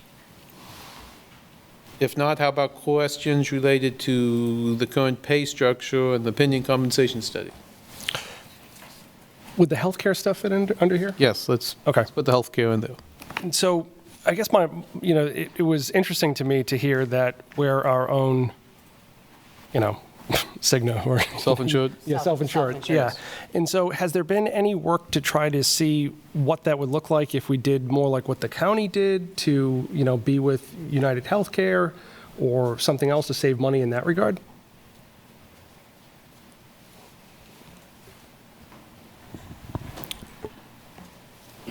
I'm still here. I'm still here.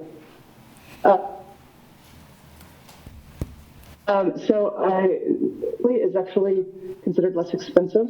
I want to say that the county is also self-insured. That's been my understanding. We also just retain a lot more control over rates and so forth year to year.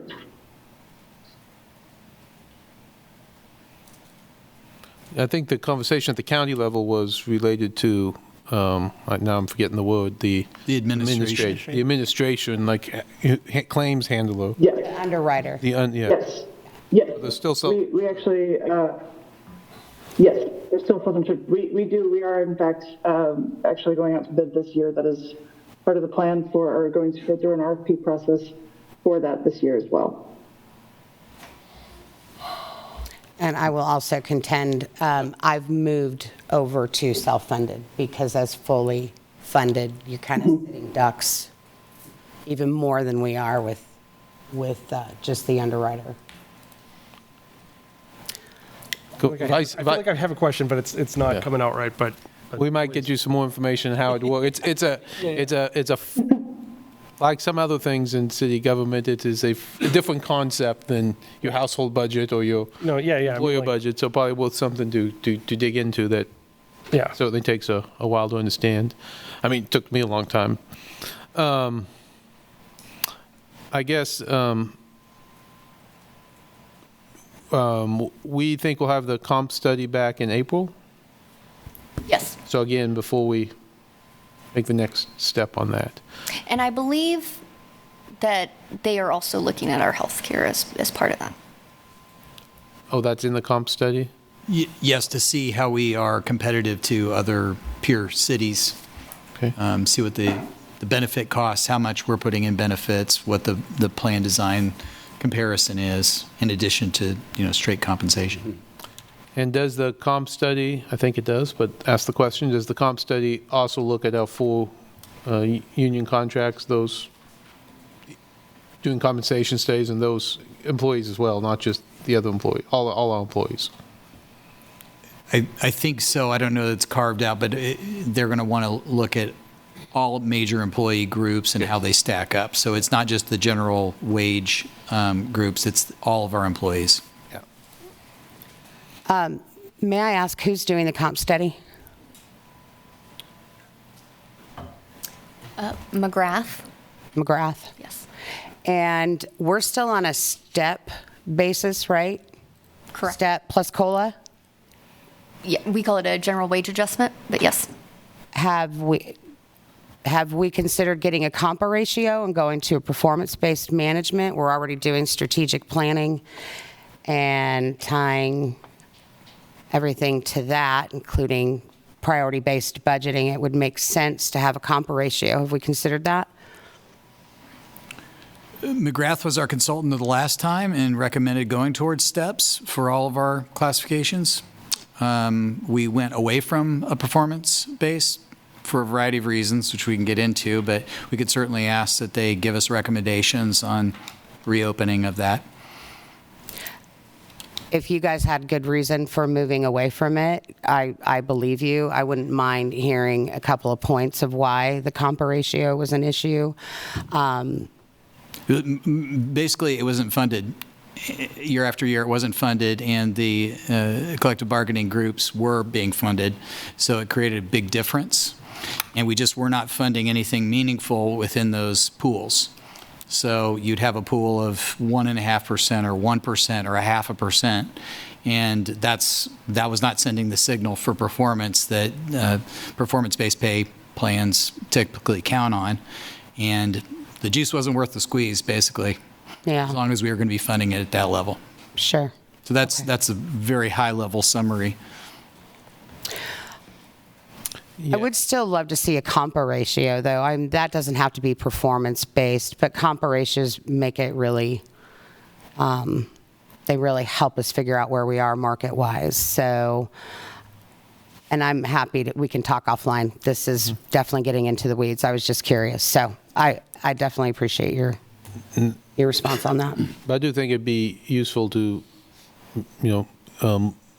look at that comp study. I mean, it's out there somewhere. I mean, we looked at extensively when it occurred. But yeah, one of my takeaways, like Craig just mentioned back in the day, was when we looked at that comp study, our union groups did fairly well, and all our other employees were way below. And that, I think, had a lot to do with, how we had funded certain groups and not others, and the new step process, and then the multiple, we took a 2 or 3 year process to fully fund that wage study, that comp study. But anyway, it's worth looking at. Yeah. And then, of course, I'm looking forward to the new one. When was I'm certainly hopeful we did better this time. When was the last comp study that we did? The study was in 2018, but it did not get funded until, I believe, the 22 and 23 budgets. We were about to fund it. We were about to fund it in 2020, and then COVID hit, and okay, we're not going to fund this all. Yeah. Yeah. I understand. Okay. Thank you. Okay. Other questions on the pay structure? And again, we'll be able to come back later and make comments, but questions now. Okay, how about Station 6? And the mill levy, questions related to that? Ally, I just have a technical question. I know you had on your timeline of, the process of the budget, and we have July 14th is established a revenue neutral rate hearing. So for the sake of today's conversation, if there is consensus to move forward with the 3 mil, which is what the commission decided last year, it's an automatic that we will be exceeding revenue neutral. Yes. I have a question for Chief. And I assume the answer is we have no idea yet, but I know we've recently licensed a couple transport companies to step in, and I know certainly some of our usage has been because of transport. Have any of them started operating yet? Have you seen any changes? It's still early to get the numbers, but yes, we've had communications with LMH to follow through with how the operations are going. Anytime you implement change, both sides is going to take a little bit of tweaking to kind of get it where we want it, but all that stuff's in process. The process is there, so we will start seeing that data come in to show that this was a great idea. But so far, so good. Yes. Okay. So again, hopefully by July, we'll have at least a couple months of data to see. And to your knowledge, I think we've approved 3 licenses. Are all 3 operating? I think, it's been 3. Okay. I had one other question related to that. I lost it. Okay, sorry. And one question for you. So the operating cost of the 4.5 million is for 2028, but it's requested in 2027. I was just curious if you could talk to that. I'll start and let Chief. So the amount encompasses positions that that were funded by the county in 2026, so it's maintaining those positions.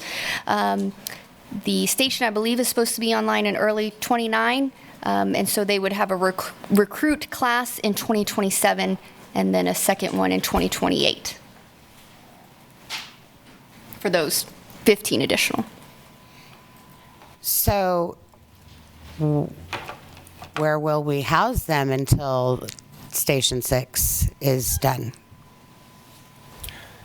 So what we're doing right now is we staff Medic 6 on a daily as long as we have the staffing. And so as we continue to grow and to do it, if we have extra staffing, we are able to staff 2 medic trucks at Station 5, which is Medic 5 and Medic 6. If we have more staffing, we were able to upstaff our Engine 5, which was taken out of service for this current year. So there's never a shortage of trucks to put our people on. And so if we had to do that, that's what we would do. But this is just talking about Station 6 expansion. We're not talking about attrition. So I can guarantee you we'll have some attrition between now and that time. But we've got to plan accordingly when we hire with the recruit academies, because they're at least minimally 12 weeks when we have those. And then to put them through practices, get them through their EMS orientation, and then get them out on the operations. And so staffing, we have our stations to be able to do that. So, I mean, Station 5 can host more people if needed. So in our stations, we have 12 bedrooms, and so it does host up to 12 people at one night. And so the work's going to kind of go through the years and see how that goes, but I guarantee you there's going to be some attrition between now and 29 when we open up Station 6. Okay.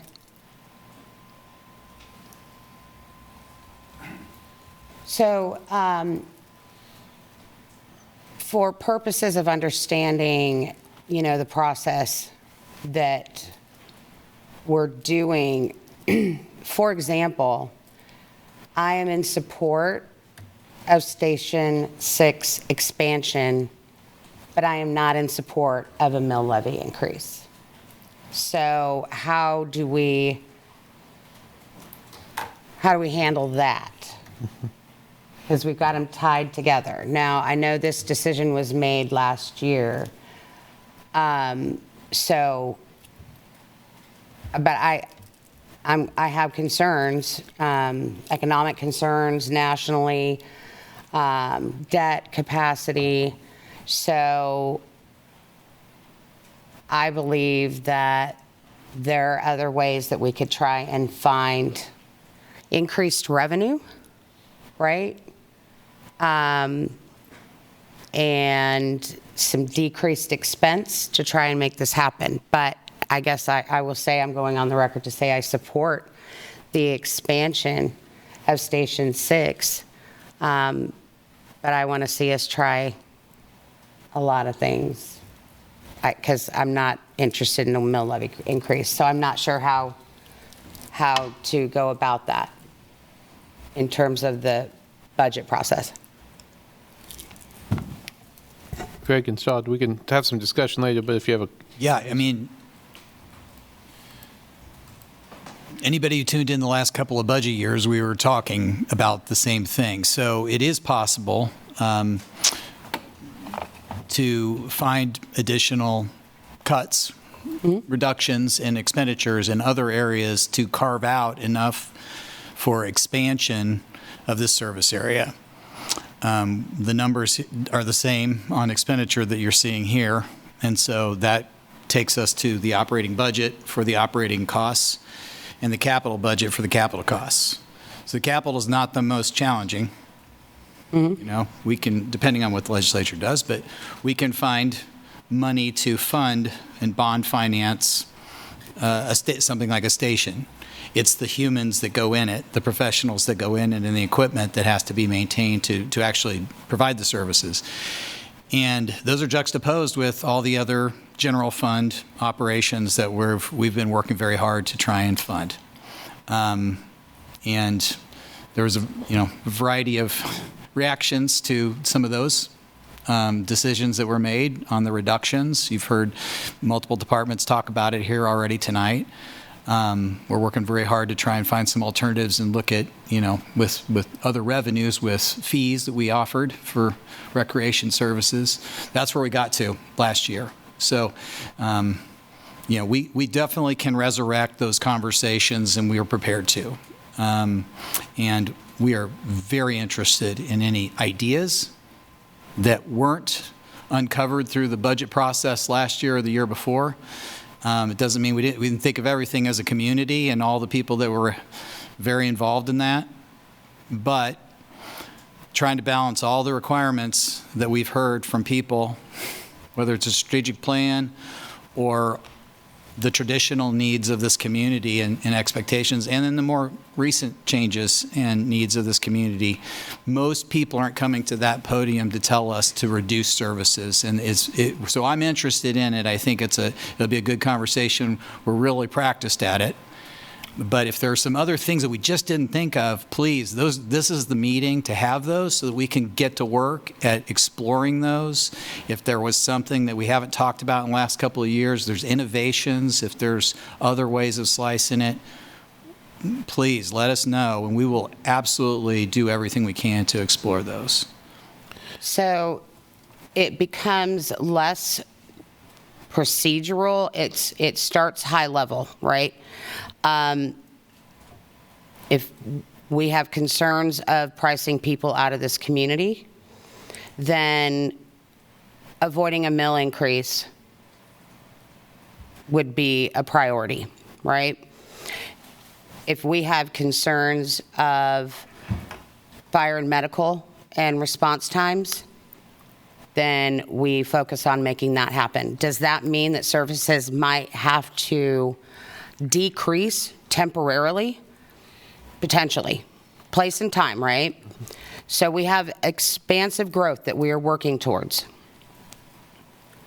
For example, I think we want to make sure that planning and development has everything that they need so we can get this growth going, right? I think I've been told, and I've spoken with PD about it, we have maybe a drug issue. Maybe we want to see, for the next couple of years, a task force put together and put efforts towards PD. But it becomes a high level of not trying. We may have to decrease some services today to ensure that we get what we need today to prepare us for the next 3 years.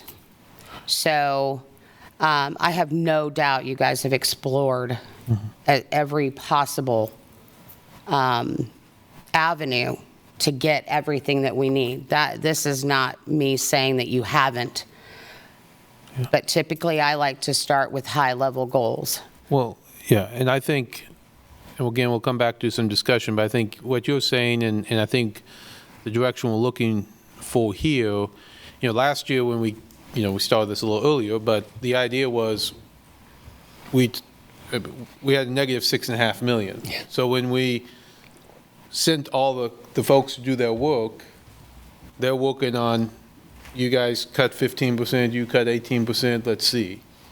This year, the current direction, this preliminary budget, and correct me if I'm wrong, is flat funding for everybody-ish, and then we're going to pay for, fire medical with a mill increase. Now, we could certainly say, go find $4.5 million in the budget to fund, and I mean, I think that's the sort of direction you're looking at. If we're not going to do mills, then we should, instead of having them work for 3 months to come back with a budget that's more flat, we should send them back to do their work to say, find $4.5 million, find $3 million, find $2 million. Yeah. Am I right there? Yeah, and also, we basically built 3 budgets last year. So we did do some scenarios where we said, well, and I could imagine it happening here. I'd like to see the scenario with the mill increase. Don't have to do much on that. That's kind of where we're headed. And I'd like to see a scenario where you propose the reductions in other services, propose those to make that up so that we don't have the 3 mil. Those would be 2 scenarios that are already emerging. We can do that work. We did it last year. But eventually, it comes to you. Eventually, all of these decisions are going to be you making some very hard decisions and confronting the community who is asking for more, not less. And so we can do that. We've actually built a really good process to do that through the programs, and we're ready to go with that. But we just want to hear the direction here. Which scenarios you want us to program out? Because we can't really do endless scenarios. And we'll give you a menu. Yeah. And again, we'll come back to this in discussion. I think, obviously, a third possibility is to say, hey, let's not do the expansion of the fire department, and let's just go with a balanced budget, no mill increase, but and also no expenses there, because we're not going to do that. I'm not saying that's where we're going, but that is an option and that's why we have these questions before us, to help guide them and say, where do we stand on that? Because if we all say, or the majority of us say, we agree to the fire station, well, then we have to either find expenses or do the taxes. If we say we want the fire station and we don't want to raise taxes here in a little bit, they'll build that budget too. So that's where I think we're heading here. So, okay, other questions at this point on fire? And I guess I want to make it clear, kind of, and Vice Mayor Courtney's question. It's the 3 battalion chiefs, the training lieutenant, and our portion of the medics, the overhead portion caused by the medics that the county paid this year, that unless we do something different, we need to make that back to get back to our agreement, correct? That's correct. Okay. And then additional FTEs for the engine. 15. Yep. Because we need a total of 23 to run a station with our current status with the fire truck and a medic truck. So 23 minus the 8 that we kept with medic 6 will give us 15 for additional staffing that we would have to have. Commissioner Dorsey, you just don't pay for all that? No, just kidding. Never mind. No question. Okay, other questions for the fire chief at the moment? Yeah, and just one more about the engine. And so is engine 5, is that going to stations? Yeah, that will turn into engine 6. Okay. Yeah. Gotcha. Okay, thank you. How about questions related to the transit sales tax? I have a general question about just ballot measures and what that looks like and how that process works. Just assume I don't know. And so if you could just lay that out, that'd be great. Looks like Brandon's going to answer that phone. stylish today. I think we need lost more a than second one microphone. Yeah, so if the governing body is interested in pursuing a sales tax initiative, then it adopts a resolution providing notice that it intends to do that, and then the next step is to pass an ordinance that has the ballot language in it. And that has to occur in early August because the county clerk has to have the ballot language by the beginning of September so that the ballots can be printed and sent out to military personnel that are overseas, et cetera. So then we have to publish notice in the newspaper of the dates of the hearing or the vote, and then the vote would occur in early November. Then there's a period where the county clerk then certifies the election results to confirm that it either passed or did not pass. If it passes, then we come back and adopt an ordinance levying the new sales tax. We provide a certified copy to the Department of Revenue by the end of the year so that they can input it into their system and begin collections on April 1. And then there's a lag in when the revenue is actually deposited in our accounts. That's basically it from memory. No, thank you. I appreciate that. I'll give, if we pursue that route, then I'll provide, memos and statute citations, and we'll work together on the ballot language to make sure that it captures what you want it to capture. The city can provide public education on the ballot measure, but we can't use public funds to advocate. So all of the information has to be educational only.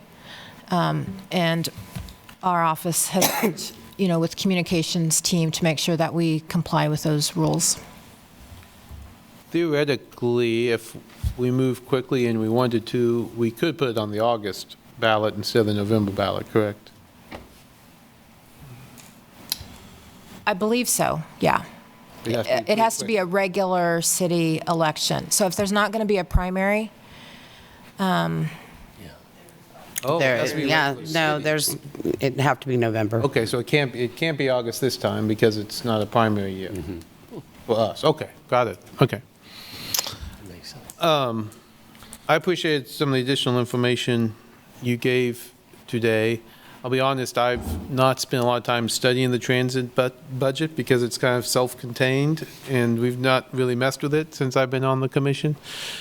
So I guess I'll be wanting to see a lot more information about the budget, and how it's set up. And again, I just have not spent time looking at how much is personnel cost, how much is the contract, how much is the other things, just because it's always been kind of self-guided. But I think as we move along, I want to know a lot more about that. Yeah, that sounds great. We've got forecasts ready for you all.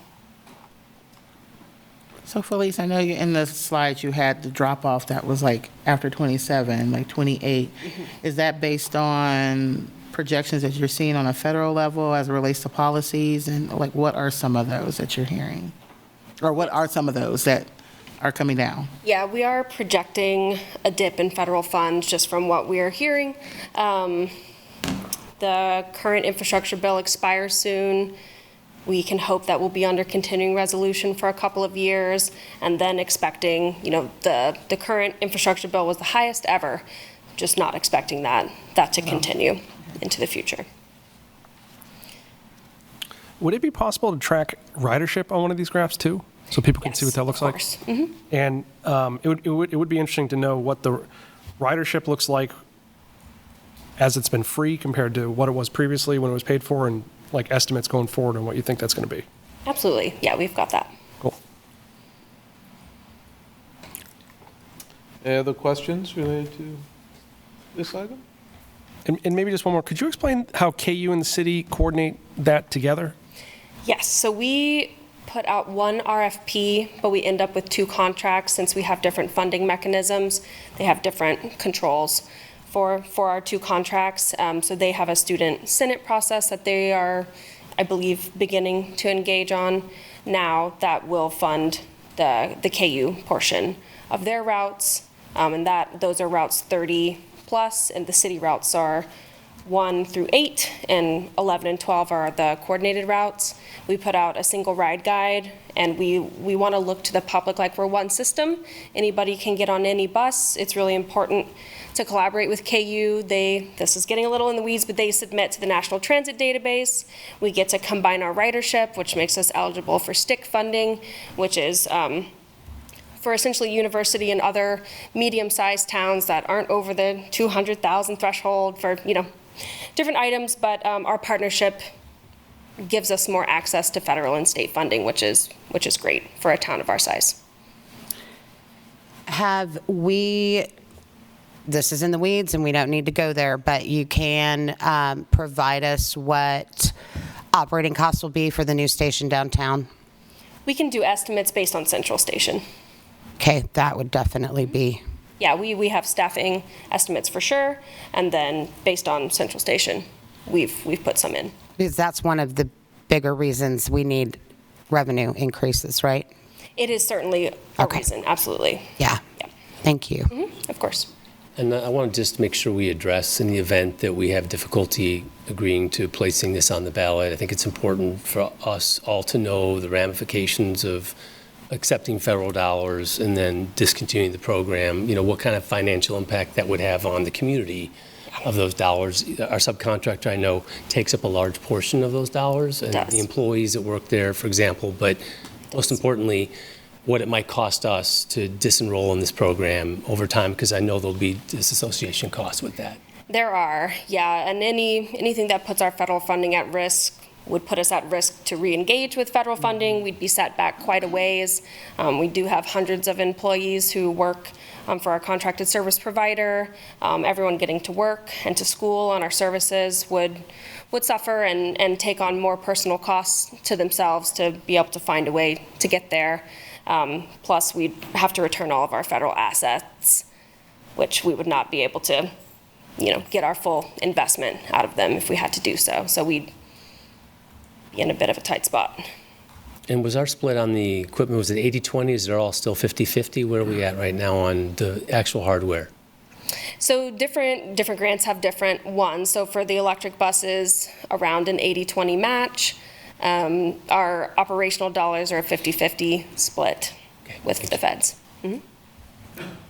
And kind of a follow-up to both those questions, just to be clear, the current sales tax expires in 2028. So if we put something on the ballot in 2027 and it fails, we can put something on the ballot in 28.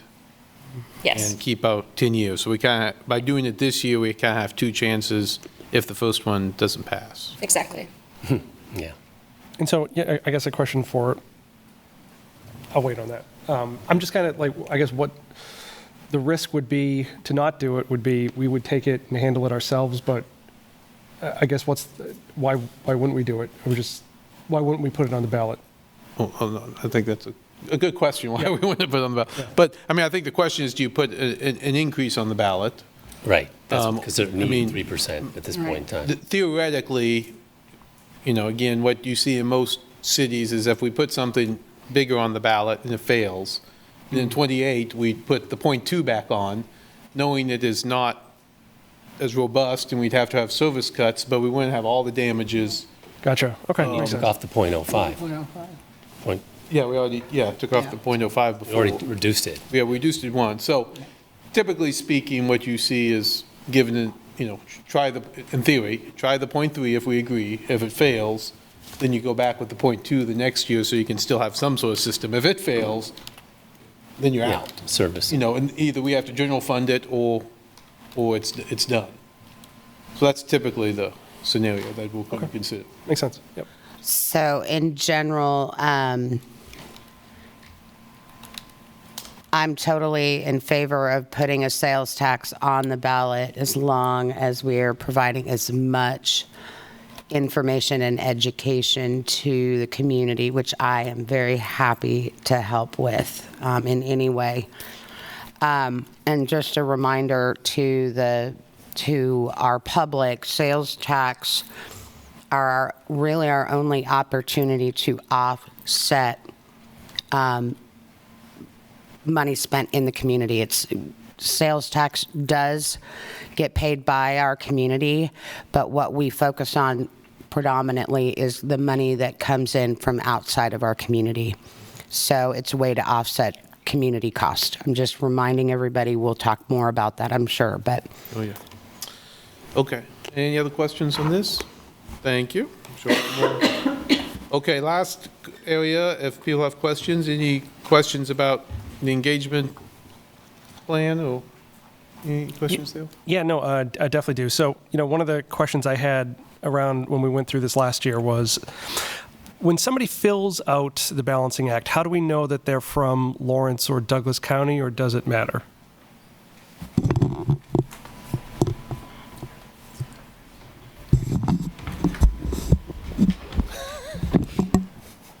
Gotta get one of those like MC microphones. Hi, Commission. Mary Bisbee, Senior Budget Analyst. When you fill out the Balancing Act, we have on the information when you sign up, you put your zip code, and it also, so we can see it that you're from Lawrence. It also has some location information we can see in the submission. So we do have the ability to filter out those who are from Lawrence and filling it out or not. For some of the pop-up events, I think we talked about this in December. Is there going to be a way to potentially have pop-up events at school drop-offs or something like that? Maybe they might not be able to fill out the whole thing, but we can reach parents specifically who might be concerned about this in a place they're going to be. Yeah, I think Corey's online, but she's got a whole list of places that she's wanting to go to. We definitely want to get that out everywhere that we can. And then just one more question on that. So just in case, it's gorgeous today, but, wait a minute, Kansas weather will change. If there happens to be snow or something that, is bad, will the window be extended to be able to make up for any lost weather time or time we're not able to reach people? If deemed necessary, yes, we've extended it in previous years as well. Okay.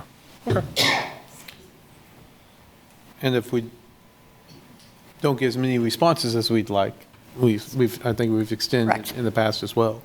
Correct. And Mayor, if I may, I think an important distinction this evening, as we discussed for Balancing Act in particular, is our plan is this budget that is balanced due to the mill levy increase. And so when you log in, right, in previous year, you saw the 6.6 and you had to overcome that deficit. Now it will be 0. If we are hearing from the commission that they want to look at expenditure reductions for Station 6 expansion, we would like to know that, because that is probably something that we want to build into Balancing Act to see where there is appetite for decreased service levels in other areas to fund that. And actually, one more question about that. Does city staff have the ability to do the Balancing Act? Or is that kind Yes. of, okay.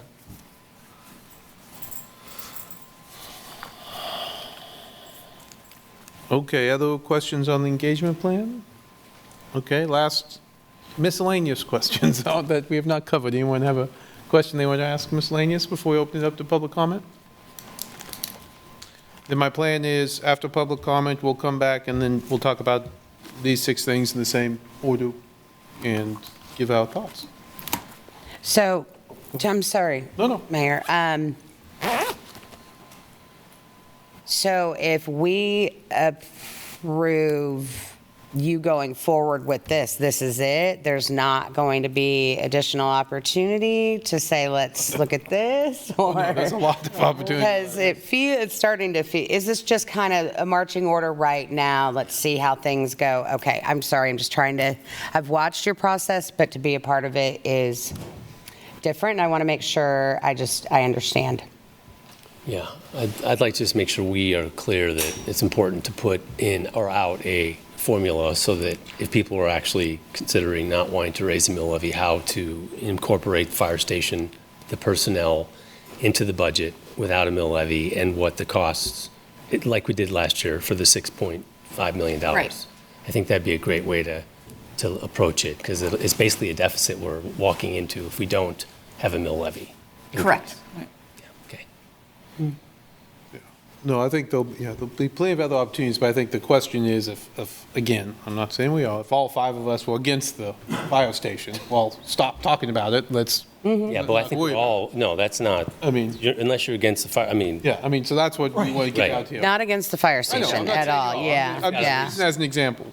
Or if we all 5 say we don't, whatever, let's not talk about the transit tax anymore, we're not interested, okay?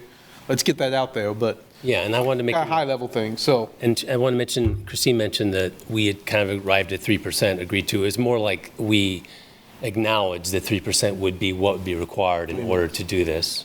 Three mills, excuse me. 3 mills would be required in order to do these changes. Whether or not we agree to that was not. I want to make sure we're clear on that. Absolutely. Would anyone agree to, per se, but that's what financially would be required to meet these expectations. Thank you. That's it. You're welcome. Thank you. The operating side of the expectations, not Correct. the capital side. So what we're looking at is operations. So if we wanted, if there was not an appetite for a mill levy increase, then we would need to match this with the operating side. This has nothing to do with the CIP. That's right. Yes. I'm kind of question stating that. Correct. Without going into a long soliloquy, 'cause we're still in the question phase. We're not in the discussion phase. Yeah. Okay. Well, let's get into the discussion phase after we hear public comment. So the public is allowed to talk on this item, so you have 3 minutes. Mr. Ems. John M., 66049. To the question of increasing mills, my rubber stamp says no. In fact, it's going to say no to a lot of things. At $184 million in debt, if that's still accurate, projections indicate the city has inadequate financing to pay all the debt through 2030, and in fact, debt interest makes debt grow larger. Commissioners have not publicly considered financial challenges that our residents have experienced due to stagnant wages and increased housing costs. Increased property valuations lead to increased property taxes, making citizen financial conditions worse. Can the city afford a CIP? Not without cuts to the budget. The city doesn't get large federal grants anymore. Time to right-size the budget through cuts to programs we can no longer afford.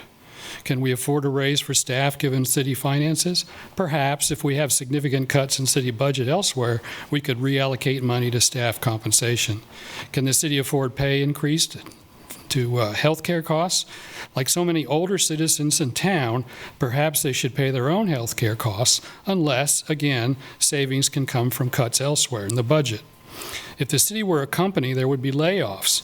Commissioners are comfortable that city taxing authority will overcome deficit spending, but taxes have saturated citizens' ability to pay.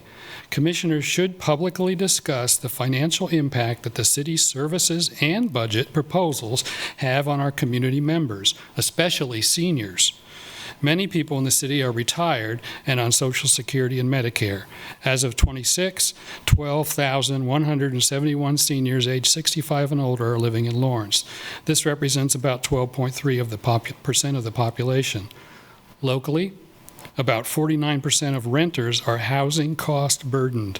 Tenants to homeowners says seniors are the majority, 1,550 of those they serve. Raise the mills and rents go up. This year, Medicare costs went up 10%. Social Security went up only 2.8%. A $3 million increase added to an already high property tax increases overall personal tax liability. Grocery money will have to come out of personal savings if senior citizens have any at all. I suggest no increase in mills. Without cuts, no increase in salary, no increase in health care compensation, no new fire stations, sorry, Chief, until it can be paid for out of cash flow. And I'm in the district that needs it. A new fire station that delivers better response time is great, but if folks can't afford to live in this town, it doesn't matter. Thank you.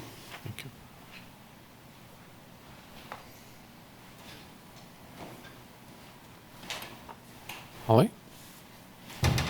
I have an image for Holly Krebs, and Sherry, I have a second chart that I didn't have ready to send.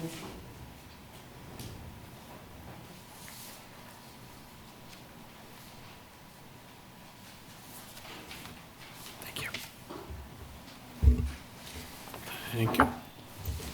while we're waiting, does anyone know how the weather's doing? We were supposed to get some, we're good? Okay. After midnight. Okay, thank you. I'm trying to find a weather app while doing this was not. Okay, Holly, go ahead. Good evening. Holly Krebs, 66046. Our nation is experiencing an affordability crisis, and Lawrence residents are challenged by stagnant wages, inflation, increased housing costs, and higher property taxes from property valuation increases. At the same time that residents are facing these financial challenges, the city expects to collect 52% more revenues than it collected just 6 years ago. 50% more in property taxes, 59% more in utility fees, and 36% more in sales taxes. Those total increases are close to 2 times the rate of inflation during this period. In spite of increasing their revenue 52%, the city's budget has not been stable during these 6 years. The city has had to use federal COVID funds, significant budget cuts, and millions of dollars from their reserve funds to stabilize their annual budgets.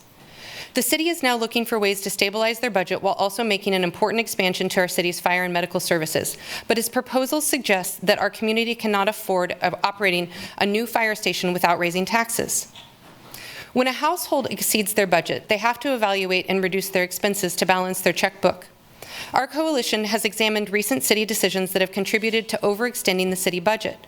We believe each one of these deserves to be fully evaluated so the city can fund this new fire station without raising taxes. For example, the city has added 77 full-time equivalent employees in the last 6 years.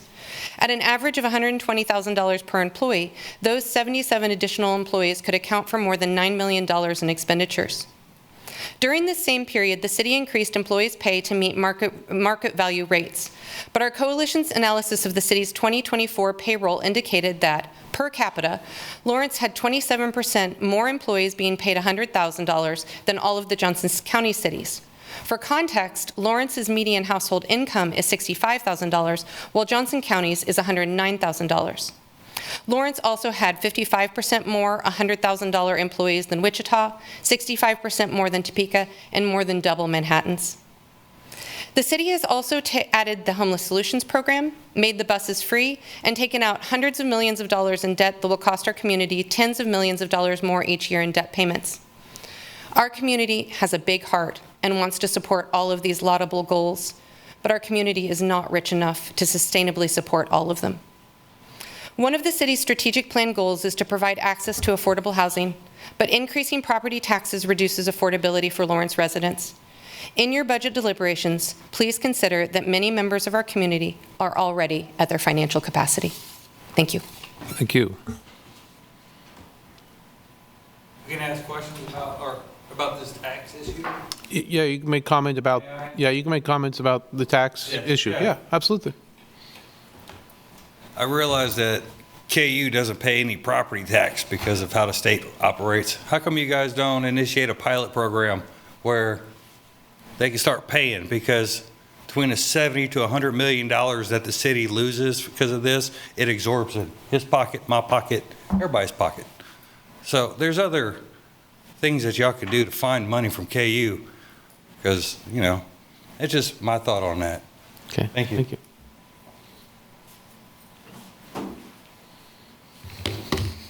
Good evening, Commissioners. My name is Simon Stevenson. I'm a firefighter at LDCFM, and I'm currently the president of Local 1596, our firefighters union. I'm here tonight to speak in support of expansion for Fire Station 6. During Chief Hardy's presentation, he showed a slide illustrating what we are seeing year after year: increasing call volume, increasing workload on our crews, longer response times, and ultimately a decrease in the safety of our citizens of Lawrence. On top of that, we previously shut down an engine company and reduced our on-duty minimum staffing, which further compounded the problem.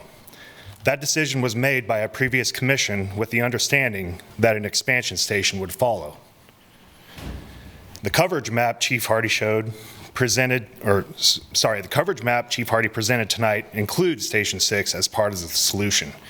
If you remove that station from the map, that picture changes dramatically, especially in that northeast corner of our city where we already are missing target response times. This is also the same area where the city recently approved annexation of 650 acres, which will only increase the demand for service.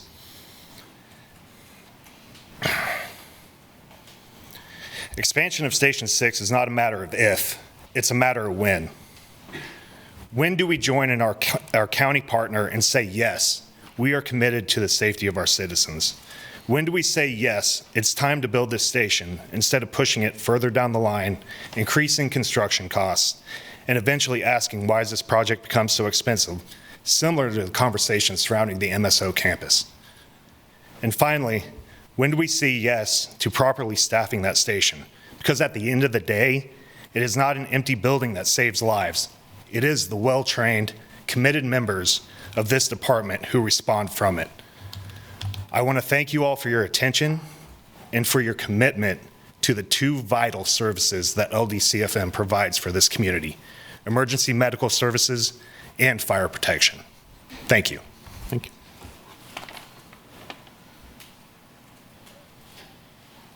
Go on, Steve.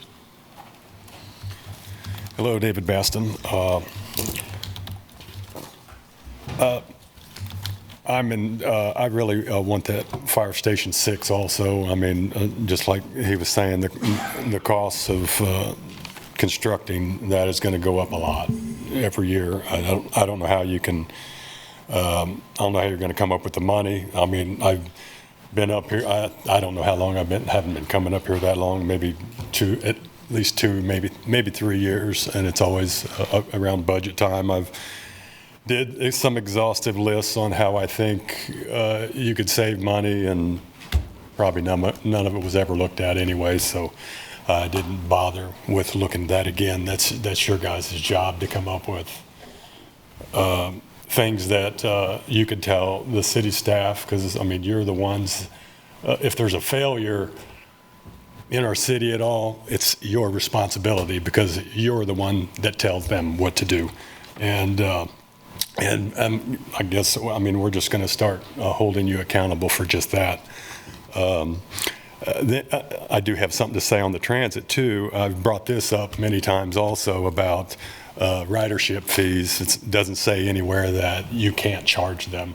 And, I mean, if you just look at what they were saying, 2.5 million rides a year, which I thought it was more than that, but I mean, just looking at that 0.1% tax increase at the stores, I mean, you could come up with that amount just by charging $1.50 a ride, which, I mean, with the cost of gas and everything, I mean, $1.50 is nothing, and that you can take out the little extras, you know, like seniors getting stuff for free or a discount or any of that. I mean, you can do the math. 2.5 million by $1.50 is way more than the $2.4 million that they're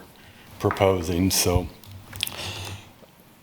and then, I mean, just looking at any of it, I'm not hip on raising the mill, which I know a lot of times you have to do that, but we've been doing that over and over and over and over again. That's why we're at where we're at now with COVID hitting and everything going up, and nothing ever goes down. So you just need to look at all the departments and have them be accountable for everything. I mean, you need to look at where every dollar spent and see what you can come up with. Thank you.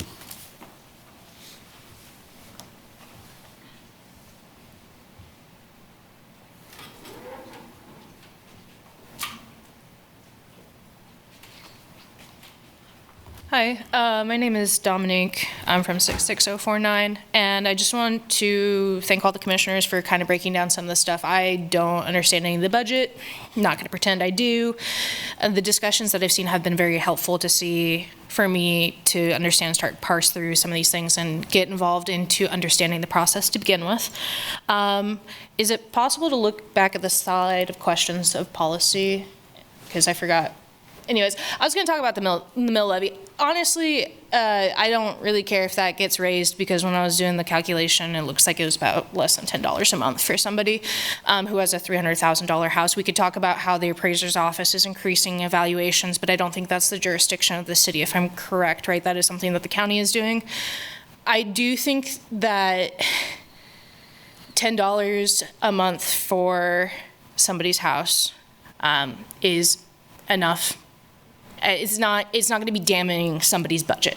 And as somebody who gets damned all the time by my own lack of financial literacy, $10 is not typically something that's going to make or break a family, right? For the cost of us having improved safety, for having a new fire station, I don't think that's something that's really, I think the mill levy here is kind of a red herring, because I think when we break it down, it's not really that big of a deal.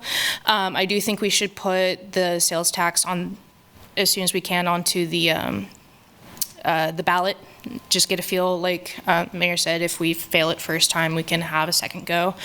I think the transit's important as well. I've used the bus system extensively. I didn't have a car for a long period of time, and so I really enjoyed the bus system. It was quirky, and there was a lot of interesting interactions, but I really enjoyed some of the bus drivers. I had some really good conversations on the 6, so that was super clutch when I didn't have a car, and it kind of sucked because I would have had to either taken an Uber or walked a mile and a half to my work, which would have been really horrible.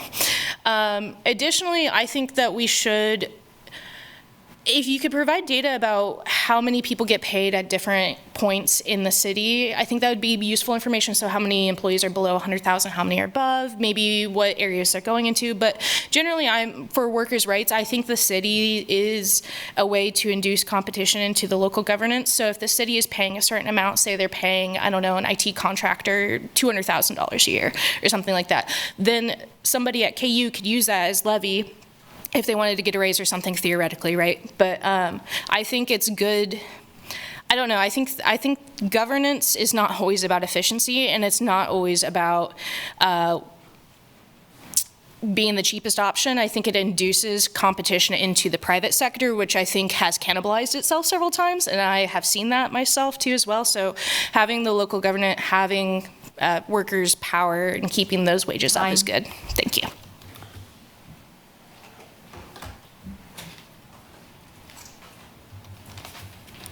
Mayor, Commissioner, Sean Coffey, 66049, and I'm here tonight to support the addition of Fire Station number 6, particularly in light of the budget in 2026 where we cut the fire suppression levels back to 1985 levels, which is where they were when I started in 1985. I also find it somewhat ironic that we're talking about 3 mil levy increase and the big impact that has when we increased our utility rates for water and wastewater about $18.4 million at the end of 2026. In my mind, that's about 11 mil increase, whether you call it a fee increase or mill levy increase. Tomatoes still comes out of my bank account, either way. Cost of waiting. Station 6 was part of the September 2021 CIP, and it was originally slated to be built and in service by 2025 for $7.4 million. Now we've put it off for 2029 and for $12.6 million, so the cost of that delay is about $5.2 million. A new fire station will benefit the entire community, just not the northwest part of the city. It'll increase reliability of the stations in the districts throughout the city. When you call 911, there's a greater likelihood that a station will have staffing in it instead of covering another part of the area where we don't have service. Life safety will improve. National Consensus Standard NFPA 1710 indicates a travel time of 4 minutes. Lawrence currently is at 6 minutes. Time and tissue. Time is tissue, time is life, time is fire suppression. Growth of the city. Read in the newspaper several proposals recently for annexations into the city.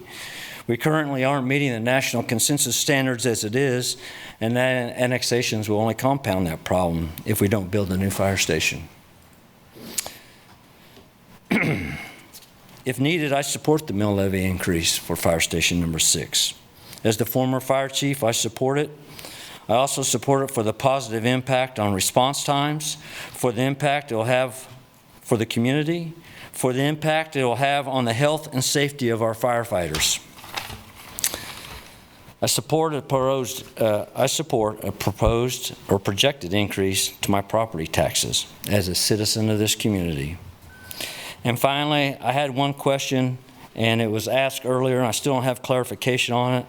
What happens with the gain revenue through the mill levy increase if it would begin in 2027 when the fire station doesn't open until 2029? Thank you.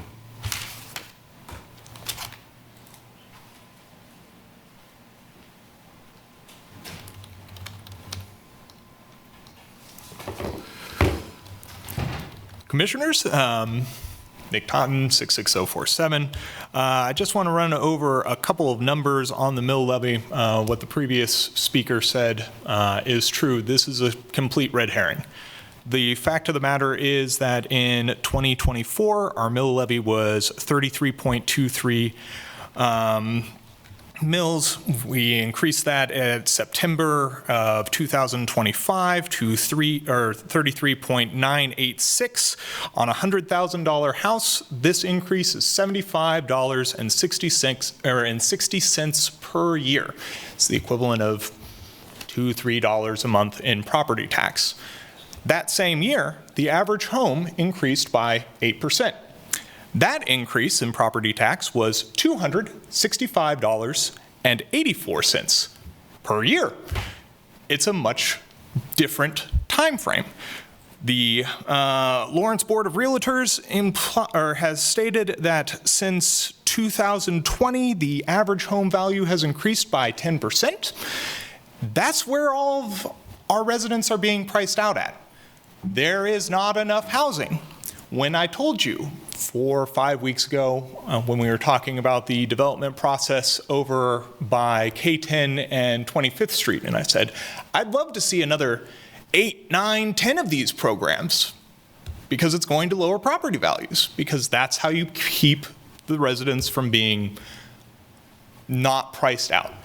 The mill levy isn't going to affect anybody. At most, the only people who are going to see any actual changes from it are going to be big property owners, your landlords who are owning 200, 300 units, where they might see a large, substantial thing, something that people would even be able to pay attention to.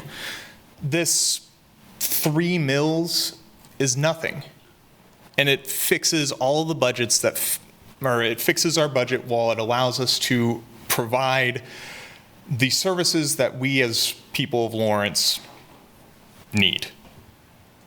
Figure out how to build housing, it will go down in price, and people won't be priced out. That's what you need to do. Thank you.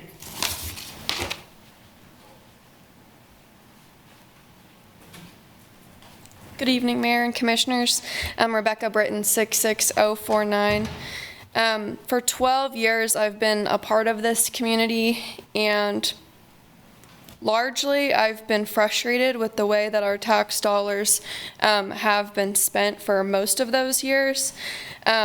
With that said, I really want to thank the commissioners who I've seen for the last few months being very diligent and asking questions to help determine where our tax dollars are going, especially as the middle class is shrinking in our community.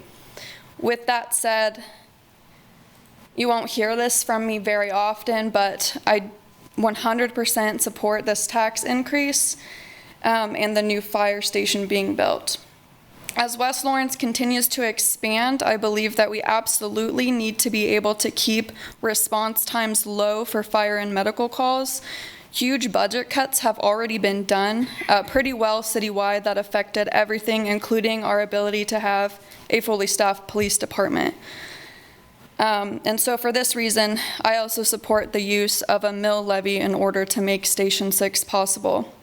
And then I also wanted to say, in regard to Commissioner Polian's point, statistics show that as a city, drug and weapon crimes are up about 51% since 2018-2017. And unlike Topeka, that has 7 active gangs and a massive drug problem, but nobody working drugs on their streets, RPD does have a drug unit that works very hard, practically around the clock, to address the drug problem that we have. And as budget talks continue throughout this year, I would love to see the police department also receive greater support to address these drug problems as well as other crimes in our city. Thank you.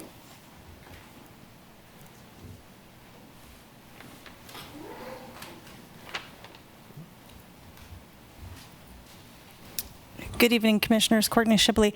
I appreciate the new commissioners trying to come up with new revenue streams, and I want to bring up something that you're all going to write down in your notes and forget about immediately, which is that although it is not unheard of, enormous nonprofits like KU, who use a great deal of our resources, and in particular in this case, our fire and medical, do not pay for that access. And there are other university towns who come up with agreements with those organizations to get some remuneration for that. And in the discussions you've had, I would love to see more discussion with that. Unfortunately, I feel like your leverage is lost when you gave them all the incentives that you did, but I would love to see some commissioners with moxie who want to step to KU and get that done. Thank you.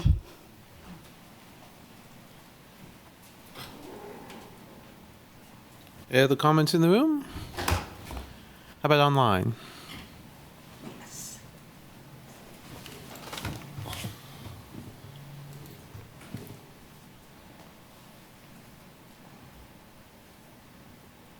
Jeffrey Hepler.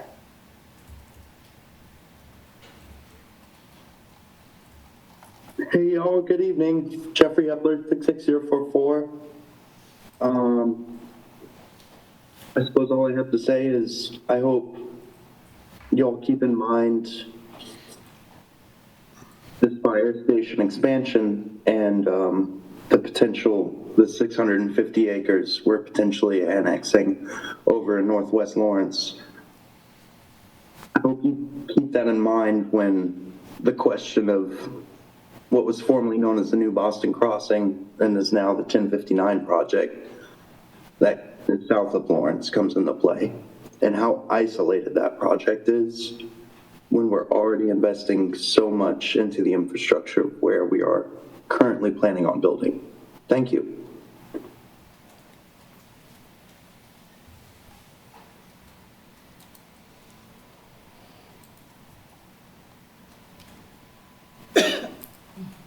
We have one more, Mayor. Okay.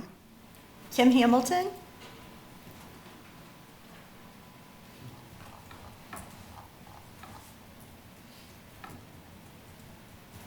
Oh, you're muted. There you go. Now can you hear me? Yes. Okay. First of all, on the health, and there's a thing called healthcare inflation. So whatever the current inflation rate is, you can add 2% to it, and that tells you what's going to happen for your health insurance and healthcare costs in the future. And Kaiser Family Foundation has been tracking that for a long time. It's a good rule of thumb. I did want to mention that whenever you raise property taxes to an economist, you're pretty much saying we're raising rents because they get passed along. So what you're really talking about is a rent increase throughout much of the city. So you can't really say we're addressing affordable housing and at the same time raising the property taxes because they're very much connected. The other thing I would like, a couple things.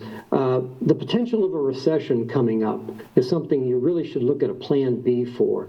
There's a lot of indications that that's happening. A lot of layoffs that have occurred. Let me run through the list here. Intel laid off 24,000, UPS 20,000, Boeing laid off, Stellantis laid off, Geico laid off 30,000. Jerome Powell warned about this back in November. And now we have gasoline prices going up as a result of crude oil going up $100, which is also going to raise costs for fuel for the city. So you really ought to consider a plan B, which is what happens if we go into a recession, which means people have less disposable income, and also consumer confidence drops. So you're going to have less sales tax. People are going to be spending less. They also have less disposable income because their electric rates have gone up, their water has gone up, their property taxes have gone up. So a lot of the spending may not hit the mark that you think it is. So there ought to be a plan B. My suggestion on plan B would be to just ask everybody all through the city to do a projection of what a 5% cut to their budget would look like. How would they balance it? And then you'd have to freeze all wages for the next 3 years. So that's what you're potentially looking at. Lastly, it's the year 2026, so the payroll of the city is online and available, and it's being compared to other cities. We should look at Topeka and Manhattan as peer cities. They were not listed in the McGrath study. McGrath put Lenexa, Olathe, Overland Park, did not put those in. Should have done so, because that labor pool is lower wages, and that's more likely what we're looking at. Thank you. Thank you. We have another one, Mayor. One more, okay. Patrick Ross. Hey everyone, I just wanted to say I really don't know how the budget works, and I'm a frequent visitor to commission meetings, so I just want to applaud the commissioners and staff for taking on such challenging topics for the betterment of our community. Thank you very much. That's all the comments. Okay. Bring it back to the commission. Again, this will be our first of many discussions on this, but if we have those 5 items, again, think we can go through those 5 items, and then if there's a number 6, we can talk about that or talk about it more in general. Let's talk a minute about the revenue assumptions. At least at this point in time, are we okay with those assumptions? Would we like to see the staff look at something different? I feel, from a sales tax perspective, I feel it's conservative, but, conservative enough. The only concern would be discussing the 3% and whatever future regulatory concerns we might have. But I'm comfortable with the 3% assumption as well on that, assuming we don't lose too much in power at the state. Yeah, I guess for me, at this point, I think these are the right numbers to use. I mean, I do think the sales tax is probably conservative, but I've been involved in commissions that are optimistic, and I'm an optimistic guy about Costco and other things, but it's a lot more painful if you're optimistic and wrong than if you're conservative and right. But I do think there's, reason to be more optimistic about that. But I think for the purposes of this point, I think I would start here. By the time we get to July and later, we might have some 2026 numbers that we could talk about that might make us feel different. But for now, I think we're on track. But any other thoughts from anyone? I'm very comfortable with the 3%, but I do think there are opportunities to explore other revenue sources. So I assume we will be looking into those as well. Oh, yeah. Great. Okay. Yeah, I mean. Comfortable with this by all means, but just wanted to make sure. Mm-hmm. Yeah, I'm comfortable how Commissioner Dever laid it out. Okay. How about the comments on the current pay structure? I think the way we're putting forth the balanced budget is the step plus the 2.5%. I think we've seen some information that 2.5% is probably what inflation will be. At least that's what they're predicting. But now that oil's coming, it might be different. But and then the step plus the 2.5%. That doesn't mean we are agreeing to fund that. It's agreeing that for the purposes of this point, are we good to have that in there?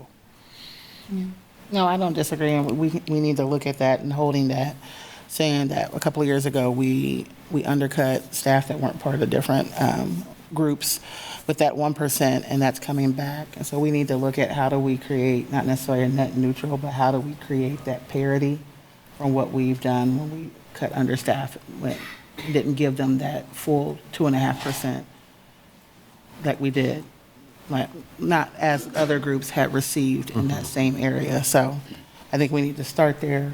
Always agree, like when we see revenue neutral, You can always start high and work your way down, but when you start low, then you don't give yourself much latitude. So I think we need to stay with the step 2.5 and continue discussions that route. I agree.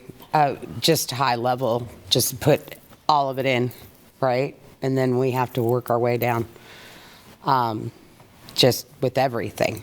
Those are typically the way that I've done budgets. Get the entire wish list in there, get the revenue neutral. That's your second budget. Maybe take into consideration whatever. But so, coming full circle, I would like to see what 2.5% and step looks like in a budget. And I guess my question is, once we have these numbers with the compensation study, I mean, is it the equivalent to say, hey, we have an Excel sheet, we can change those values, we'll see what that looks like, so we have the ability to actually play with those numbers to get an idea? Yes. Okay. So, yeah, if that's the case, then I'm comfortable starting at 2.5 as well. Yeah, towards the end, you're playing with all sorts of numbers. Yeah, exactly. Trying to find that right balance. Okay, I'll break number 3 into two questions because it sounds like we have had 2 different conversations. The first half of the question is, do we support Fire Station 6? And the second part of that sentence is through a mill levy increase. So if we break that down, 2 questions. I guess I would ask first, what's the general...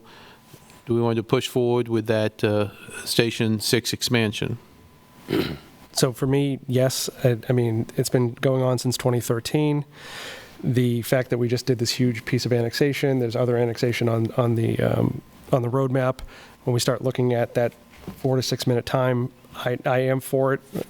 I'm sure we'll have a little bit of a caveat when it comes to this, the next question, but I am for Station 6 expansion. Mm-hmm. Everyone? Yeah. Okay. So then we'll think that, go ahead with Station 6. That's good. Okay, now the question is through a mill levy increase. Someone's already stated their opinion. Before not to? Again, I mean, we're just presenting budgets, right? Yeah, exactly. So throw 3 mills in there. Again, put the entire wish list, and then we don't have to vote on it, right? Yeah. We still need to see what the numbers look like. Yeah. I think that's right. I think, but I guess I do want to hear if, and I'm not saying there is, I mean, if there is 3 or 4, votes to say, let's not even consider a mill levy, I think we should start there. But if not, I think, I mean, obviously, I think I support that, at least to look at that. I'd be happy if we come up with ways to not have 3 mills. But I also think I don't see cutting police anymore. I mean, obviously, if you take police off the table and you take fire off the table because you're funding them, and you do something with pay increases, you pretty much have not much except Parks and Rec to cut, and roads. And so,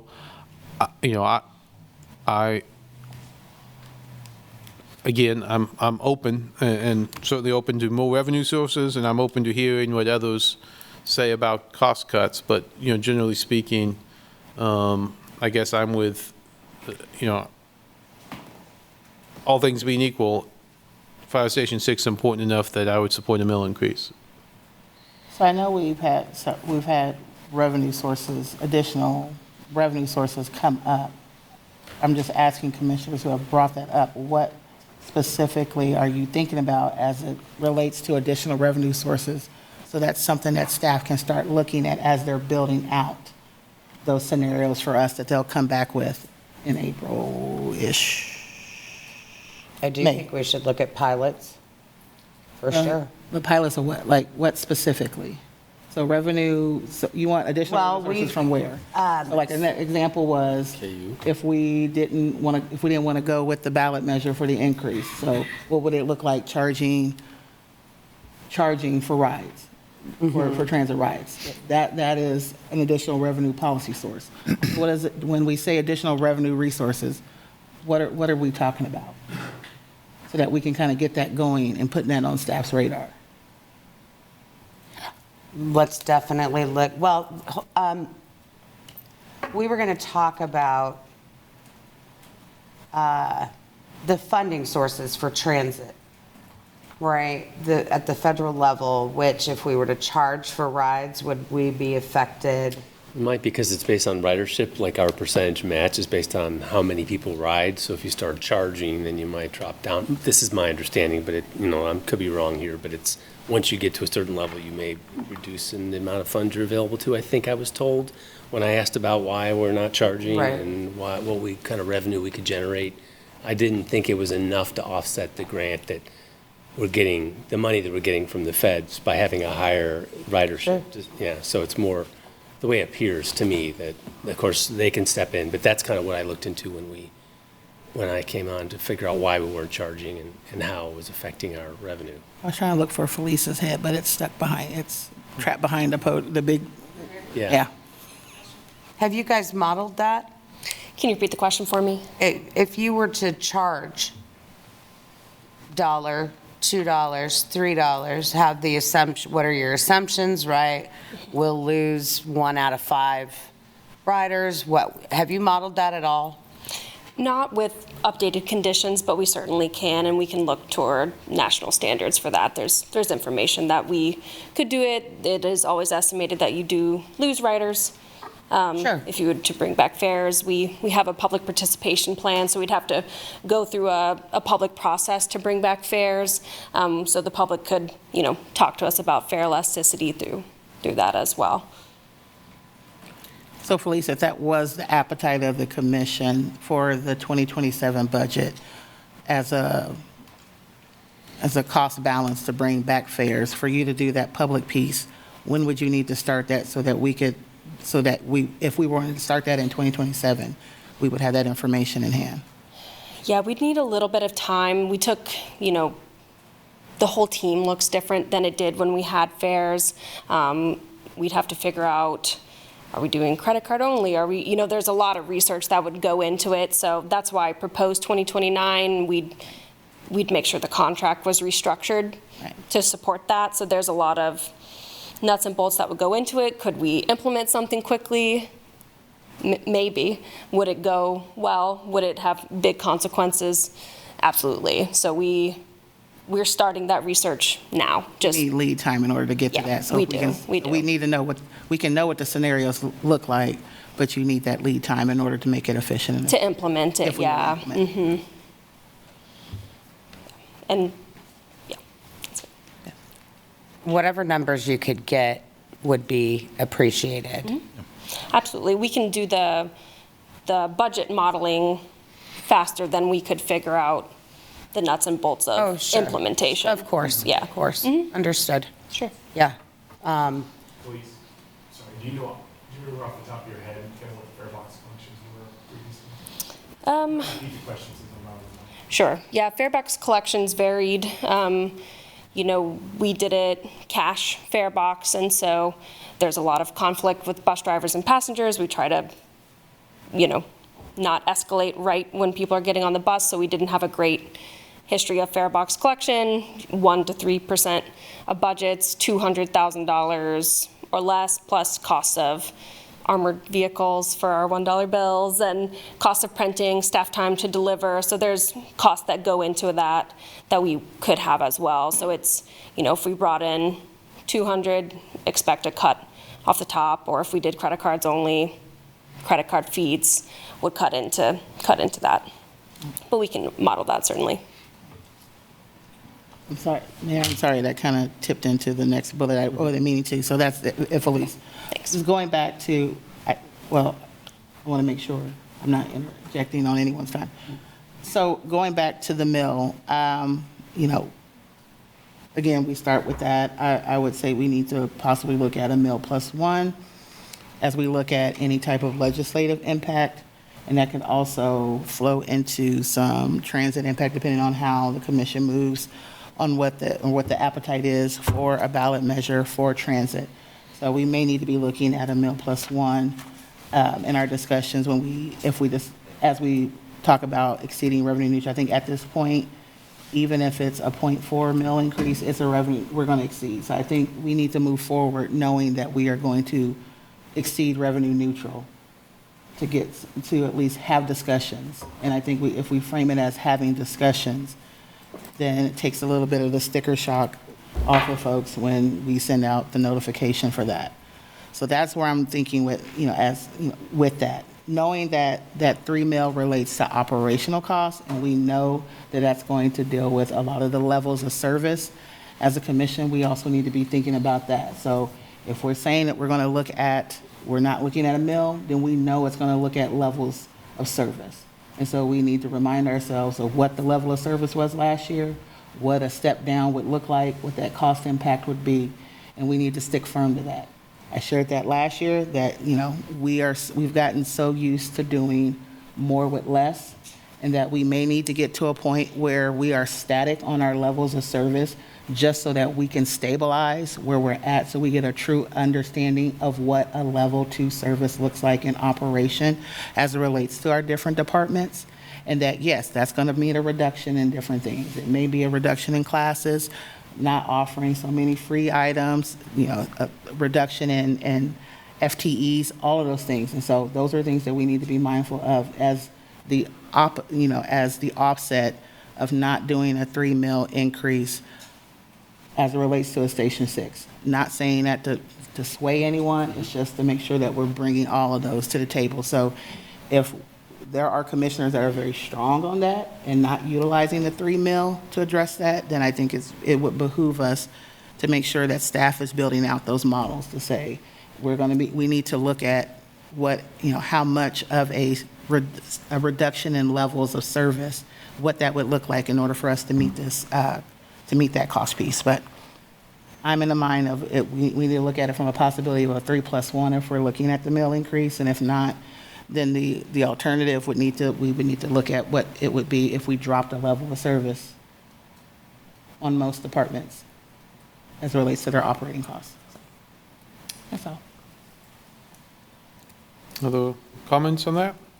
On the mill? I just want to think about, we agree that this is a known quantity at this point in time on the mill, but perhaps we build in some sort of obvious indication for everyone here if they want to have a combination of service level reduction and a mill levy, if that's the easiest way to get there, because I'm dubious as to us being able to find an extra $4 or $5 million after last year without doing reductions in service or additional reductions in service in other areas. So for me, if we're going to talk about it, I'd like to make sure we see the data, that we could just scroll from 3 and then down and then kind of see more or less where we are in between each point on service level, because it's going to have an impact on us all. No matter what we cut, it's going to have an impact. So if that is the determination. Right, and we'll be able to at least play with that a little bit and balancing that, because I do remember last year but was it after?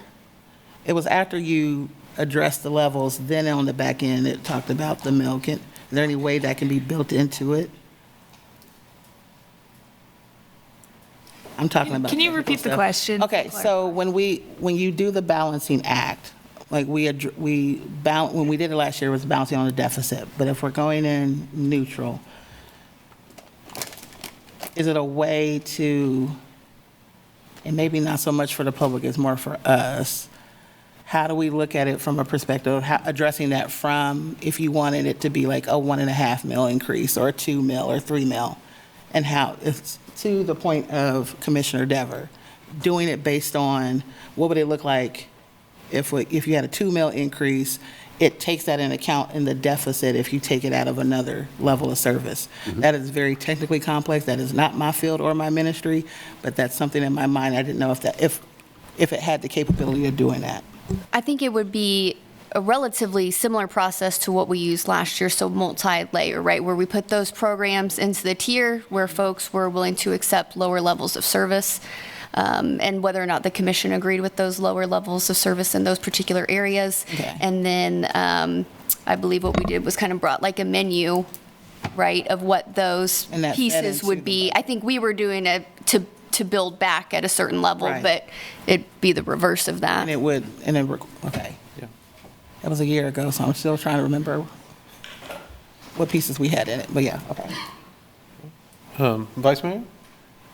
I mean, to Commissioner Dever's point, like, I'd like to see 3 budgets. I'd like to see this 3% one. I'd like to see a revenue neutral one. And even if the thing about what's happening at the state, if the governor's mansion flips, right now they don't have enough to do the veto override, but that could happen next year. So I would like to know right now what that could potentially look like. And just having those 3 options in front of us, like Mr. Owens was saying, in terms of a menu, to be able to say, this is what it would look like if we went revenue neutral, we had more deeper cuts.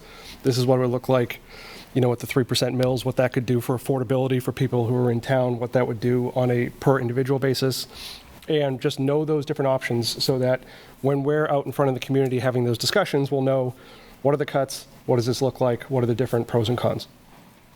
I think that's good. You did remind me, we've been talking a lot about House Bill 2745, but, the other one that might be on the ballot is Senate 1616, which would be a ballot initiative in November to limit growth at 3% to valuation. Evaluation, yeah. And so it will be, if that, we'll know by the time we get to July if that's going to be on the ballot. But understanding that implication going forward and what we might do this year, and if that's going to happen, is something we'll have to consider. Second question, I meant to ask this earlier, but I kind of forgot. Is Balancing Act assuming we're going to keep rec center fees? And is there a way for someone to, in Balancing Act, to say, I don't want fees, I wanted, whatever? I know we have the levels for property tax, but, is there a level, I assume there's not a level for rec fees, but. How we've accomplished that, so to your first question, yes. That those are the continuation, yes.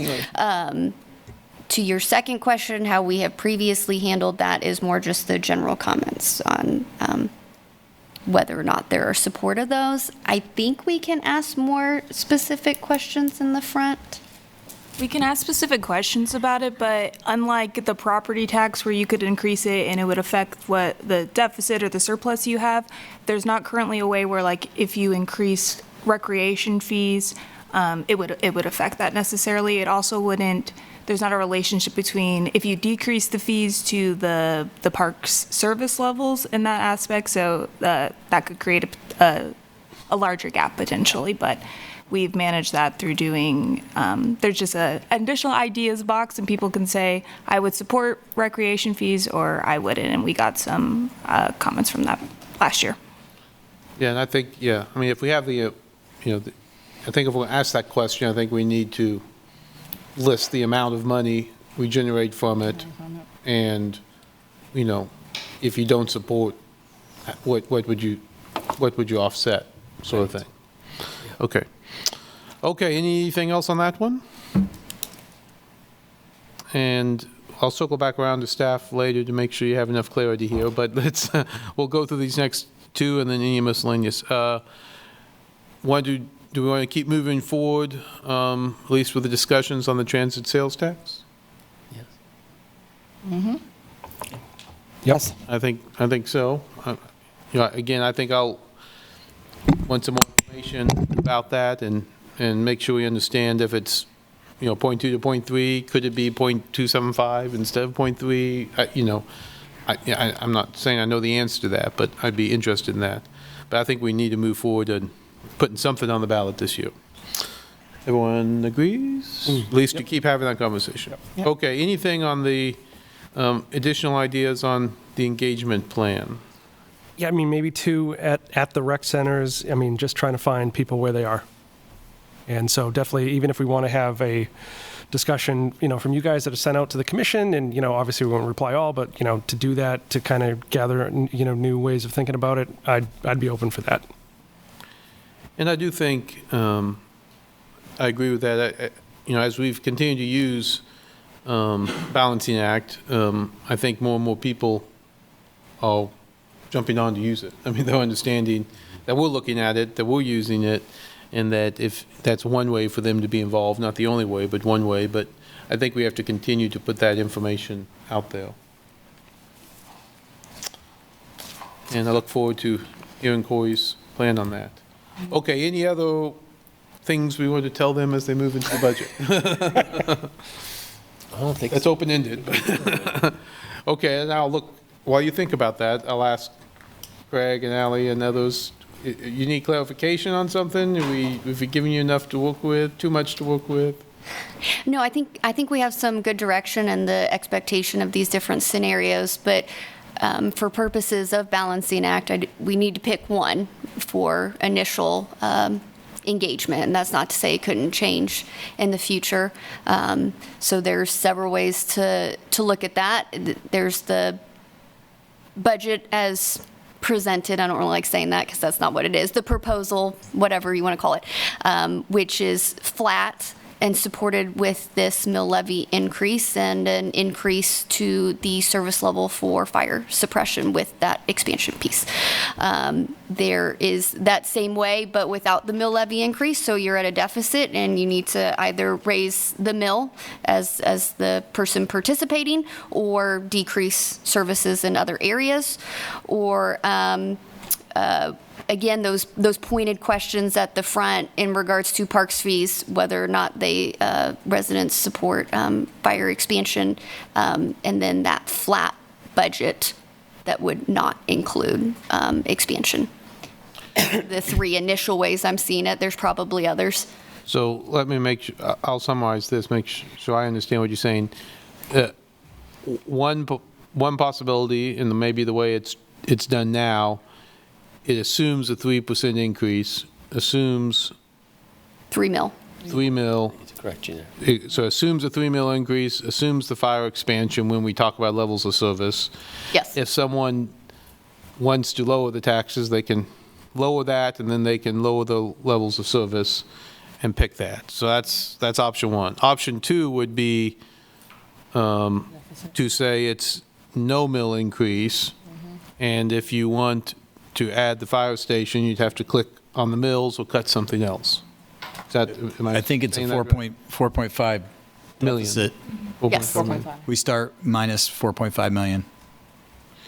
Okay. I like that option. So that would be the option of, well, assuming we're going to have the fire station, Yes. but we're starting at negative 4.5, so how are you going to? Correct. So, okay, that's a third one. I see what you're saying. Okay. You don't have to add the fire station. Okay. What do people like better? Negative 4.5 and make people choose, or flat and make people vote to reduce? Start with the deficit. I'd start with the deficit, I agree. Yeah. Seems like we get more information that way. Yeah, people have to think longer about what they want so that we can make decisions about what to cut if we don't raise the mill levy. That's really what it's going to come down to. And then it gets to your point, Mayor, about if there is an appetite, then for those who work with the deficit and they may choose to do a 1 or 2 mill levy increase. Yeah, I mean, that gives them the option to say, I'm good with 1.5 mils, but let's cut And these services elsewhere. Yeah. cut unknown entities, so I don't get in trouble for cutting somebody here on the. Well, No, I don't want to be on the record. yeah, I mean, just a reminder, most of you are in the room or watching, we'll be starting to program staffing reductions. I mean, that's what we're talking about. These are service level, these are staffing reductions. These are service impacts. So it's not just the employee impact, it's who we heard from last year when we started taking service levels down. We heard from them. So, I just sensitizing everybody. I know you all know it's a big deal, but when we go through the exercise, it's not just academic. These are people will start to say, oh, I can imagine that my service levels are going to go down. And our employees will start to say, I'm going to have to figure out another way to check down. Yeah. So Captain Obvious, but it's been a hard slug for a lot of people. And so I want to make sure that that's kind of out there and that we're recognizing that. I know you do, but again, speaking to the public. So, we're talking service level reductions, but do we give them other options besides? We give them a lot of options, right? Like, I think there's 47 programs. We might have changed since last year. Yeah. Not just staff. There could be reductions elsewhere.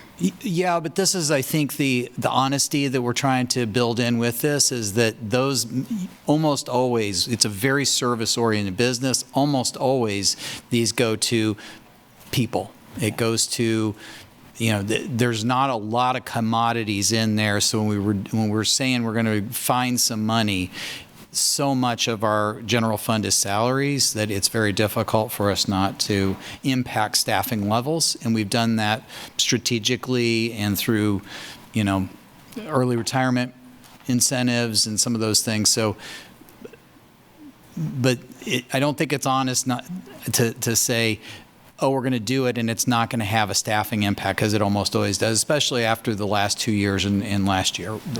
I definitely agree with that. I mean, if you're going to make hard cuts, yeah, right? $4.5 million is a lot. Okay. And there's been comments about the departments that are off the table, and I think it'd be good to kind of give us a little bit more. We don't have to do it tonight, but that's what we're going to be seeking. If you really, these are off the table, you've picked two of the largest general fund departments, and so to get 4.5 million is off of everything else. And so that's where we start to really get into, I mean, just Parks and Recreation is a lot of the conversation we had, where do we come up with fees? We didn't do that lightly. That was out of a sense of we're really getting to a place where we're going to have to shutter facilities. So I'm just picking up where we left off last year, and we're going 4.5 deeper. The difference being we've heard a couple of these departments are off the table. And if that's the case, I think some clarity on that, at least at the early stages or the next time we talk, would be useful for us. Yeah, we're going to hear from all the departments, right? On their needs, or no? If through the entire budget process, we're going to hear from... Yeah, they build basically these service level matrices that we do. We build those are programs, and we say, what would it take to go up or down? And we do talk about these are the needs that we're going to have, whether they're personnel or equipment or facility needs. These are the impacts. This is what it's going to take for us to buy up or buy down.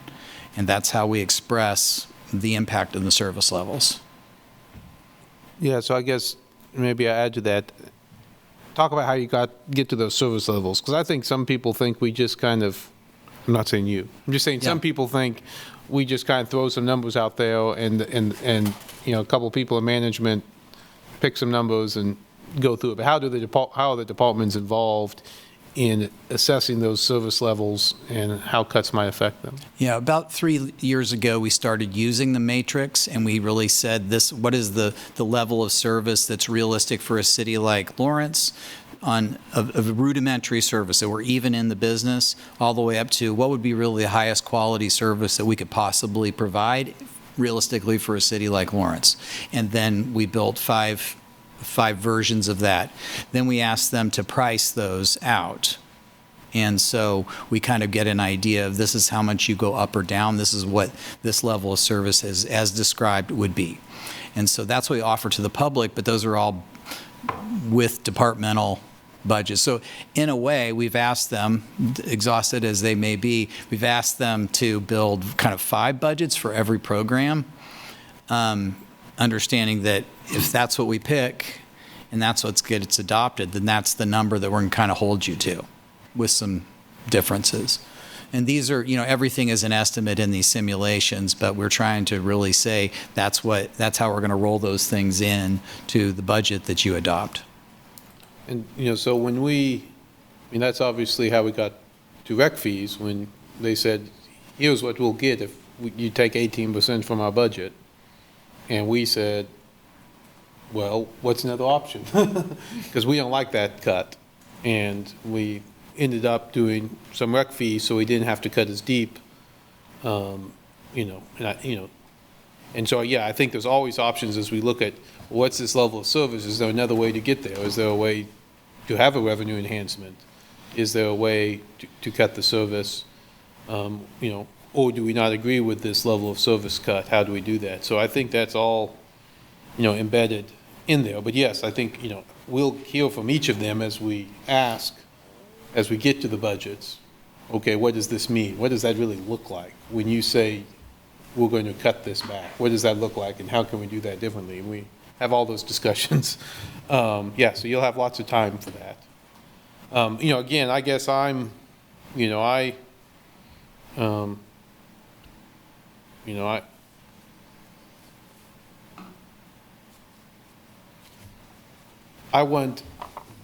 okay, well, I should say, I understand the idea that we want to see how people will respond without a mill levy increase. I mean, I think that's important.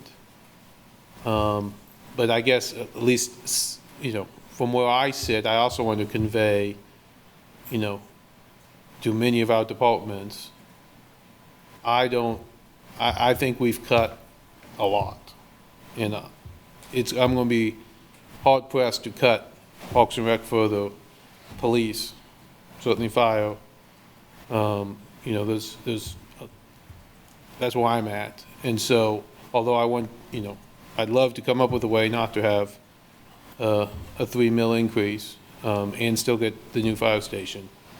I think to your question of what's off the table, for me, there's most everything's off the table. I don't know what's still on the table for me, because I don't want to cut roads, I don't want to cut police, I don't want to cut fire, but I'm open, and I'm only one person.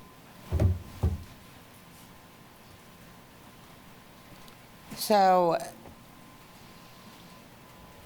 people have stated that 3 mills isn't a lot, and you're absolutely right. If it means we can get a fire station. What I would like to see, though, in the entire process is what things do, departments need, right? Like, hey, here's where we were, here's our RNR, here's what we need, I just want to see, maybe there's opportunities to cut certain things and say we're not willing to cut this. I'm not seeing anything, so it's really hard to commit. I am hesitant to raise taxes.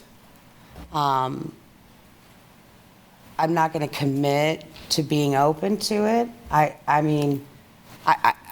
done this, you guys have done this long enough, we've done this long enough, we have to see the proof, but I guess I'll stay that I would like to see things with no mill increase. I just need to see, right, what it looks like.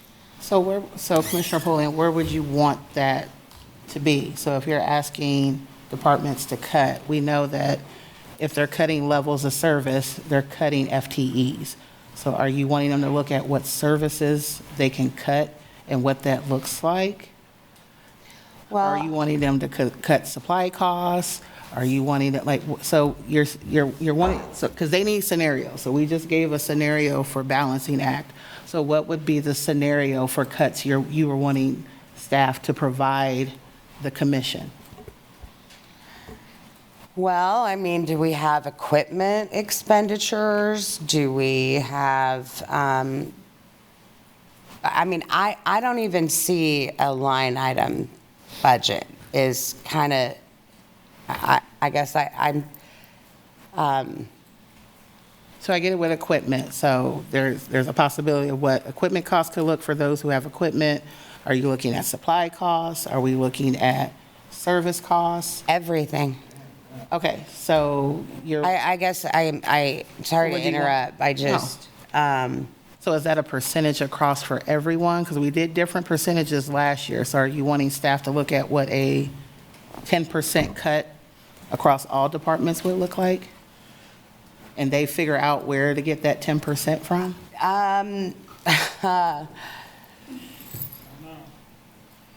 I feel like I'm used to department heads coming and saying, these are the things that I need. And we say, all right, governing body, these are the things that we need this year that are above and beyond what we have. And then we say, do you really need this? So I'm trying to get, I'm trying to like understand the process. It's, Right, so you know, if we're looking at a line item if we're looking at line item versus department autonomy, I'm gonna lean towards department autonomy. I don't wanna do line item. Line item does not always meet fruitful. Line item is good for smaller municipalities. We've seen larger municipalities try to go through line item, and it hasn't been successful. So I think where you take away, like, I don't know, I can't look at a line item from a department and say, oh yeah, you don't need that. I'm not in that department. So I would not know. So for me, I think as a direction, as a commissioner, as a governing body, if we say, I want you to look at your department and look at a 10% cut, so then that department head then makes the decision on where to make those cuts. Then once they bring those cuts back to us as a scenario, then we can say, oh, I see you made cuts on, on this, in this area, but you didn't, you made them more in one area than the other, and why won't you go deeper in that area?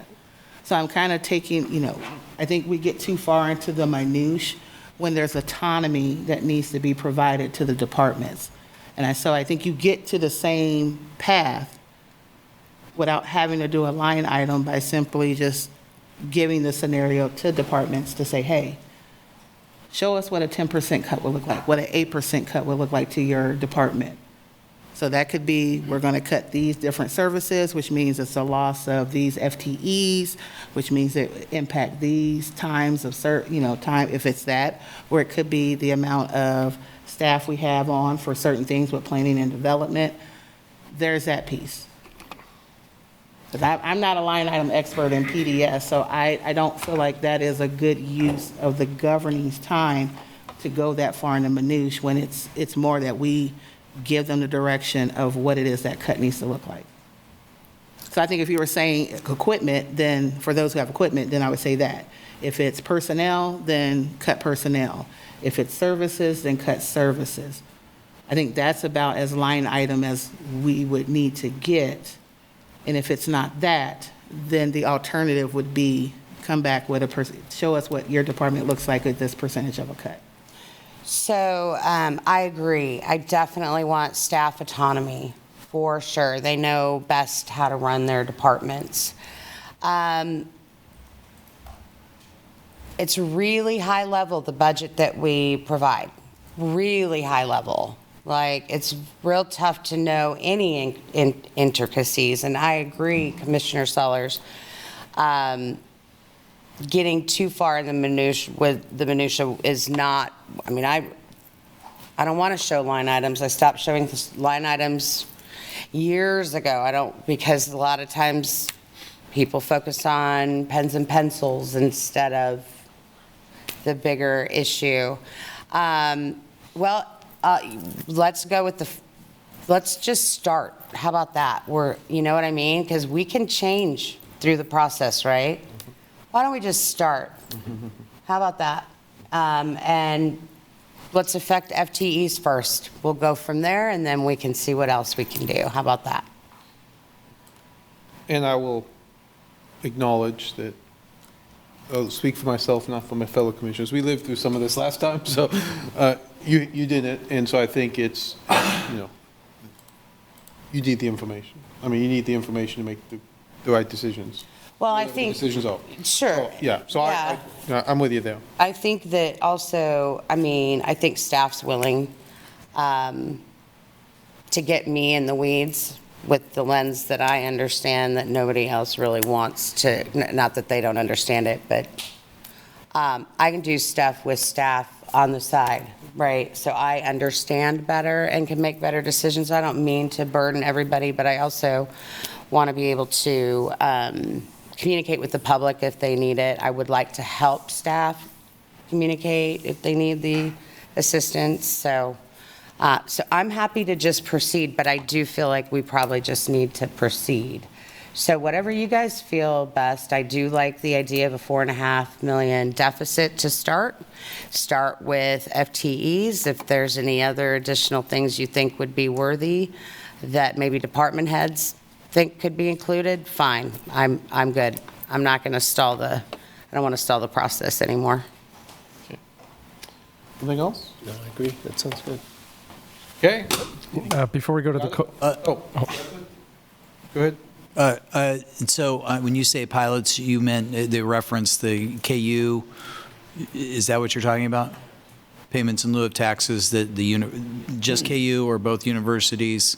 I think there's probably opportunity elsewhere. I know like LDCHA pays a pilot. Definitely worth exploring all over the place. Okay. Right? Because there's a lot of property tax we don't receive. Okay, so anybody that's property tax exempt, that's where we kind of want to, this will be a legal research project too, but we definitely we'll bring back, I just wanted to get clarification before. We're currently at a direct service reimbursement, aren't we? Or we were talking about that. That's what was been referencing, that we've always discussed. What do we need to look at as far as direct reimbursement? Because we do it for false alarms, correct? Our false alarm fee is not very right. That's what I'm saying. Updated. Right, but we have a false alarm fee that could be a potential place to look at, or it could be to the point a pilot or some type of joint agreement. I think that's kind of what you're looking at as far as what would that additional revenue source. That's what I was trying to get to. Sure, we'll do research and bring you back. This is what is We've done. got the pilots we've already talked about. I didn't realize we actually had a false alarm fee. I don't think it's in place. We've had the discussions. Okay. That's worth looking into.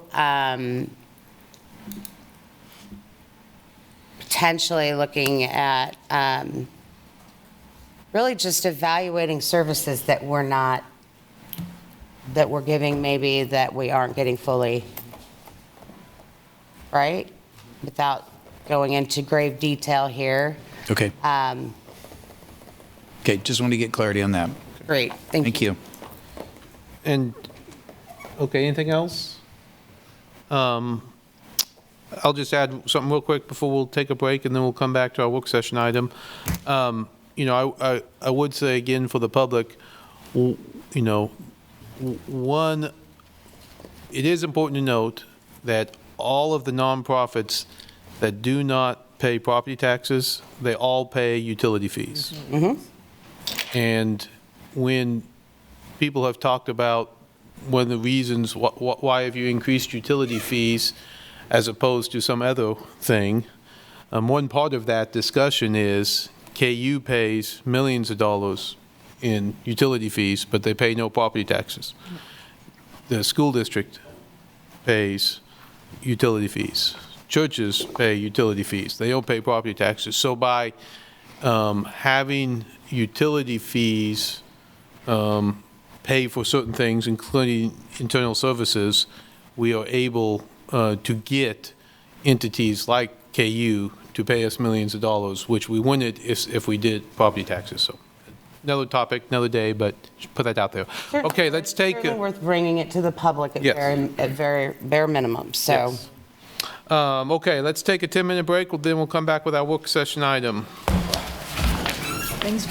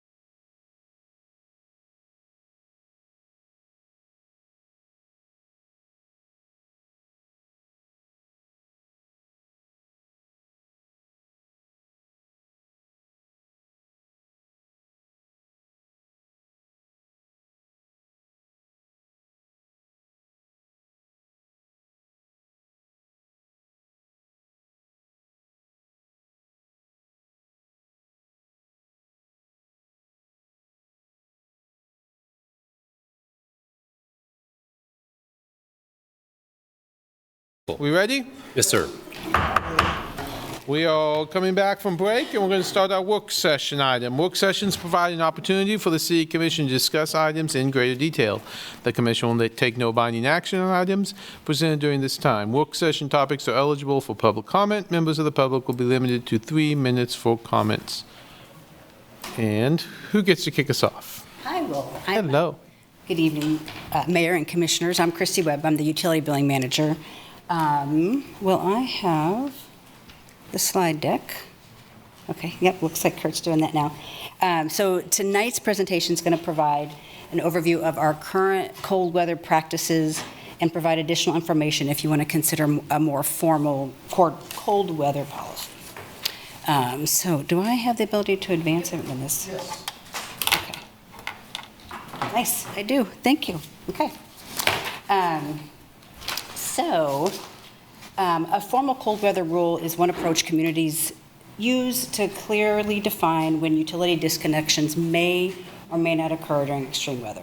Having a clearly communicated policy can help customers understand expectations and support transparency around how essential services are administered.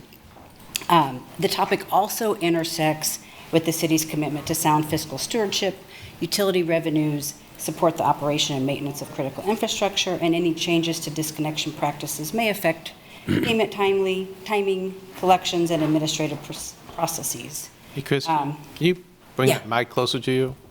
Yeah, there you go. Just a little bit. Does that help? Yes. Is that better? Okay, sorry.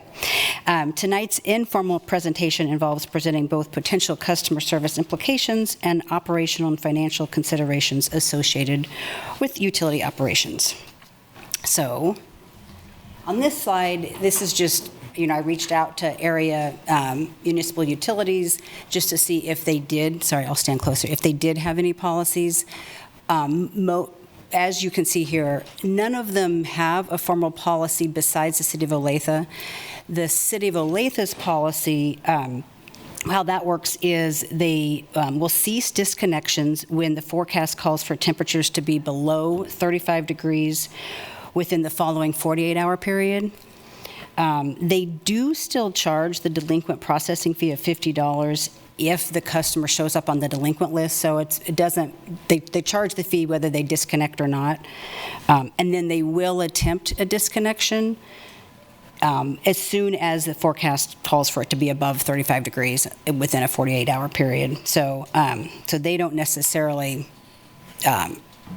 cease it for a whole month. It's just they're going to stop it until they can disconnect when the weather permits.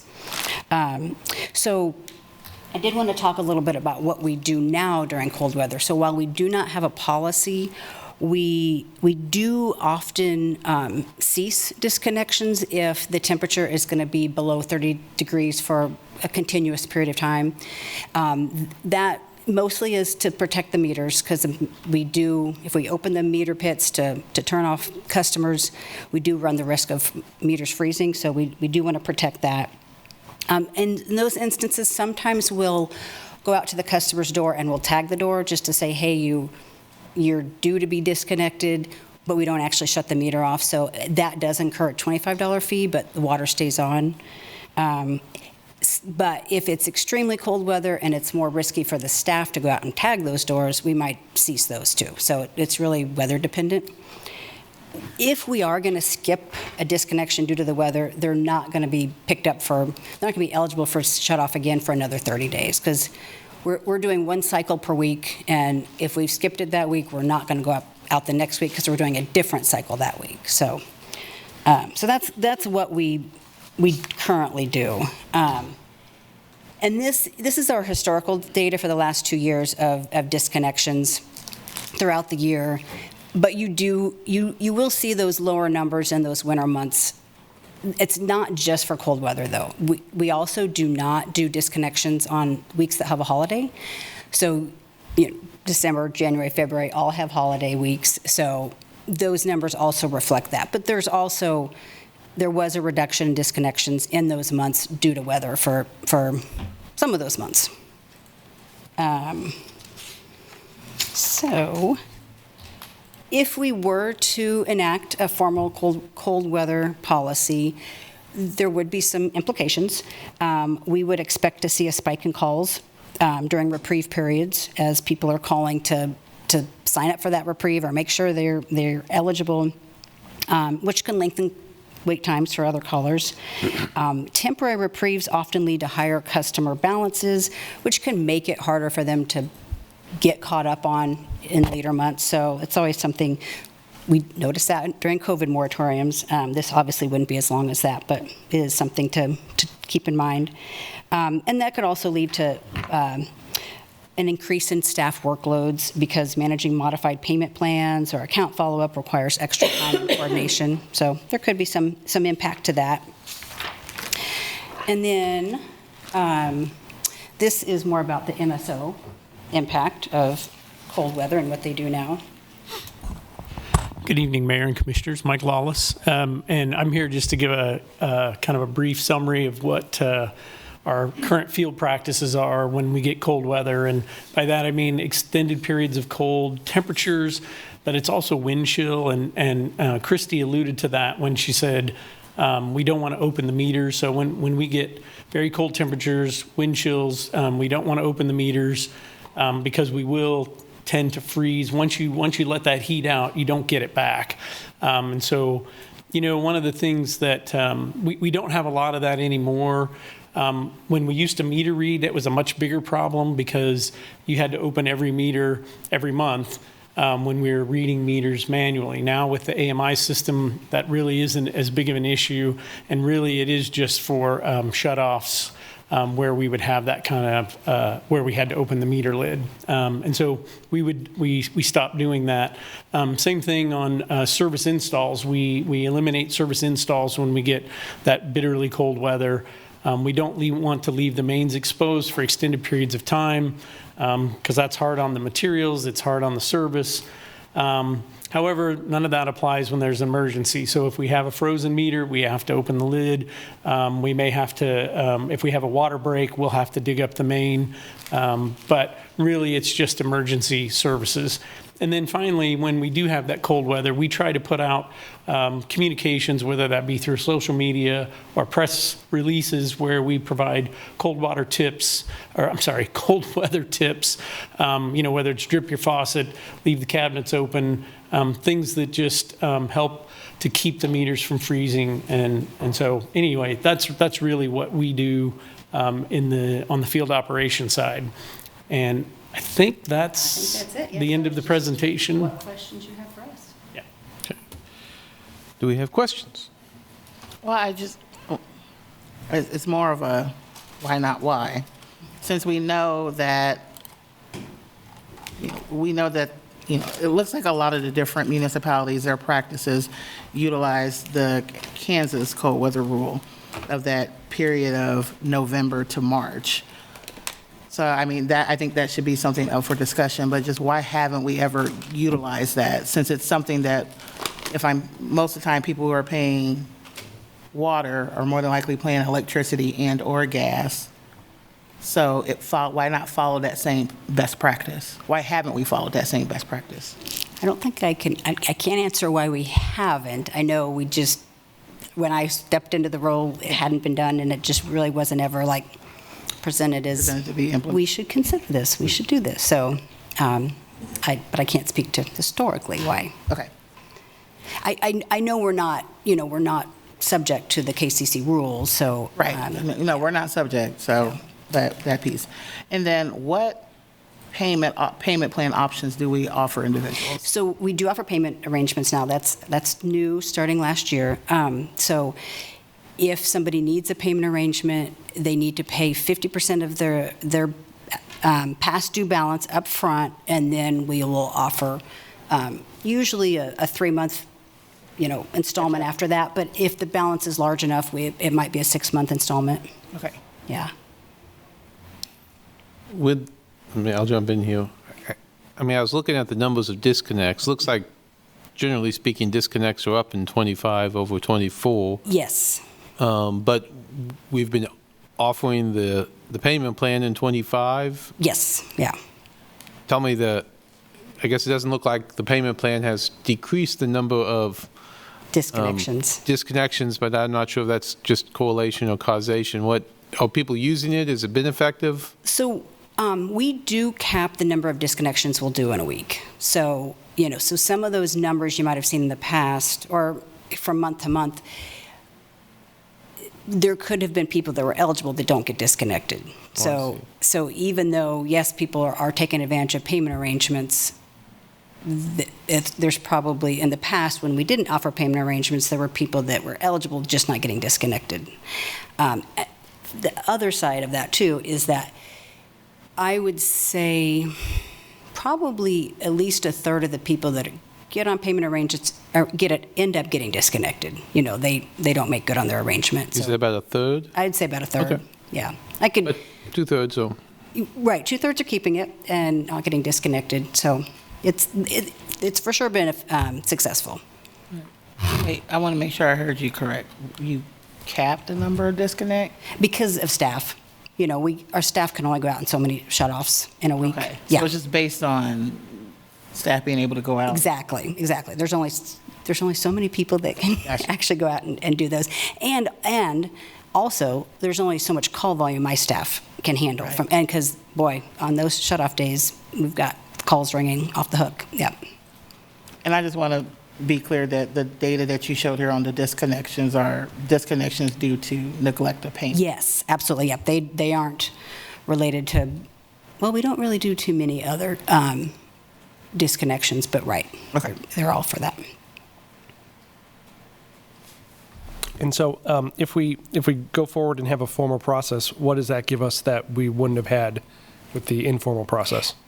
I mean, I think to, that bullet or that comment I made earlier, I think for customers, it might just give them a better understanding of when they're safe and when they're not safe. Okay. There's, I think the city does, so I got two more questions.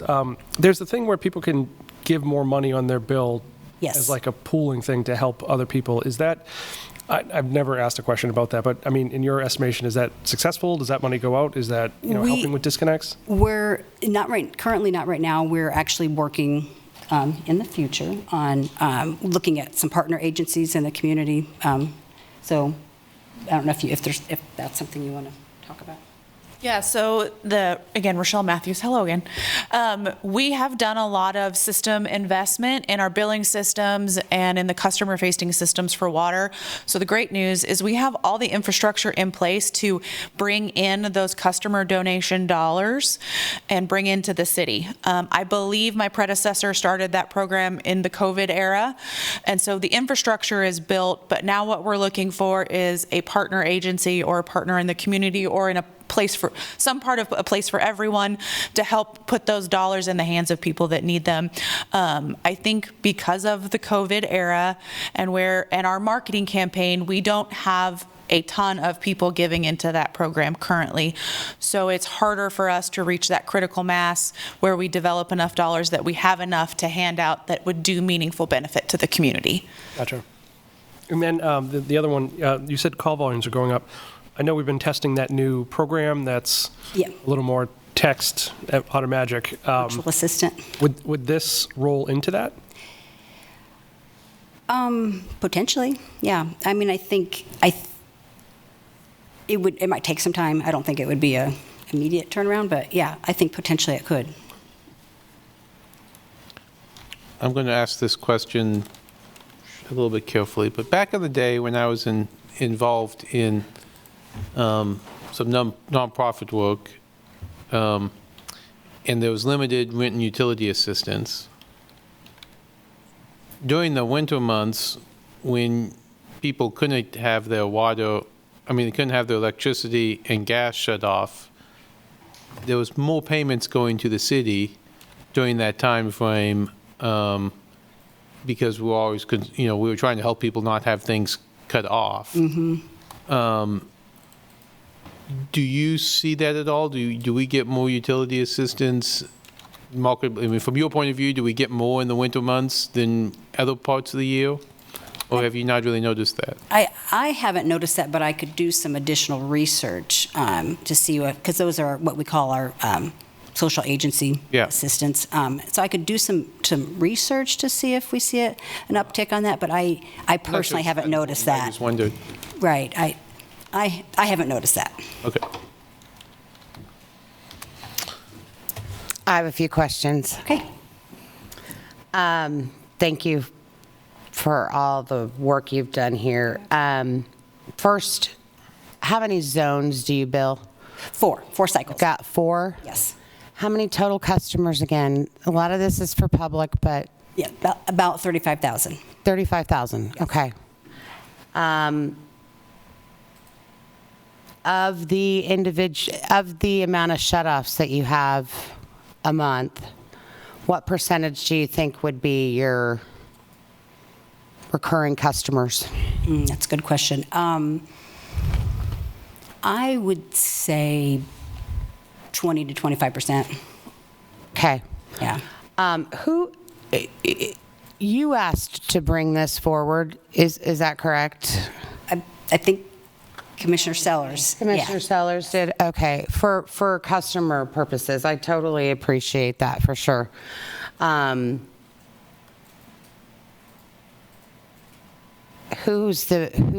MSO handles you don't have meter techs within utility billing? Everything's? Yes. Okay.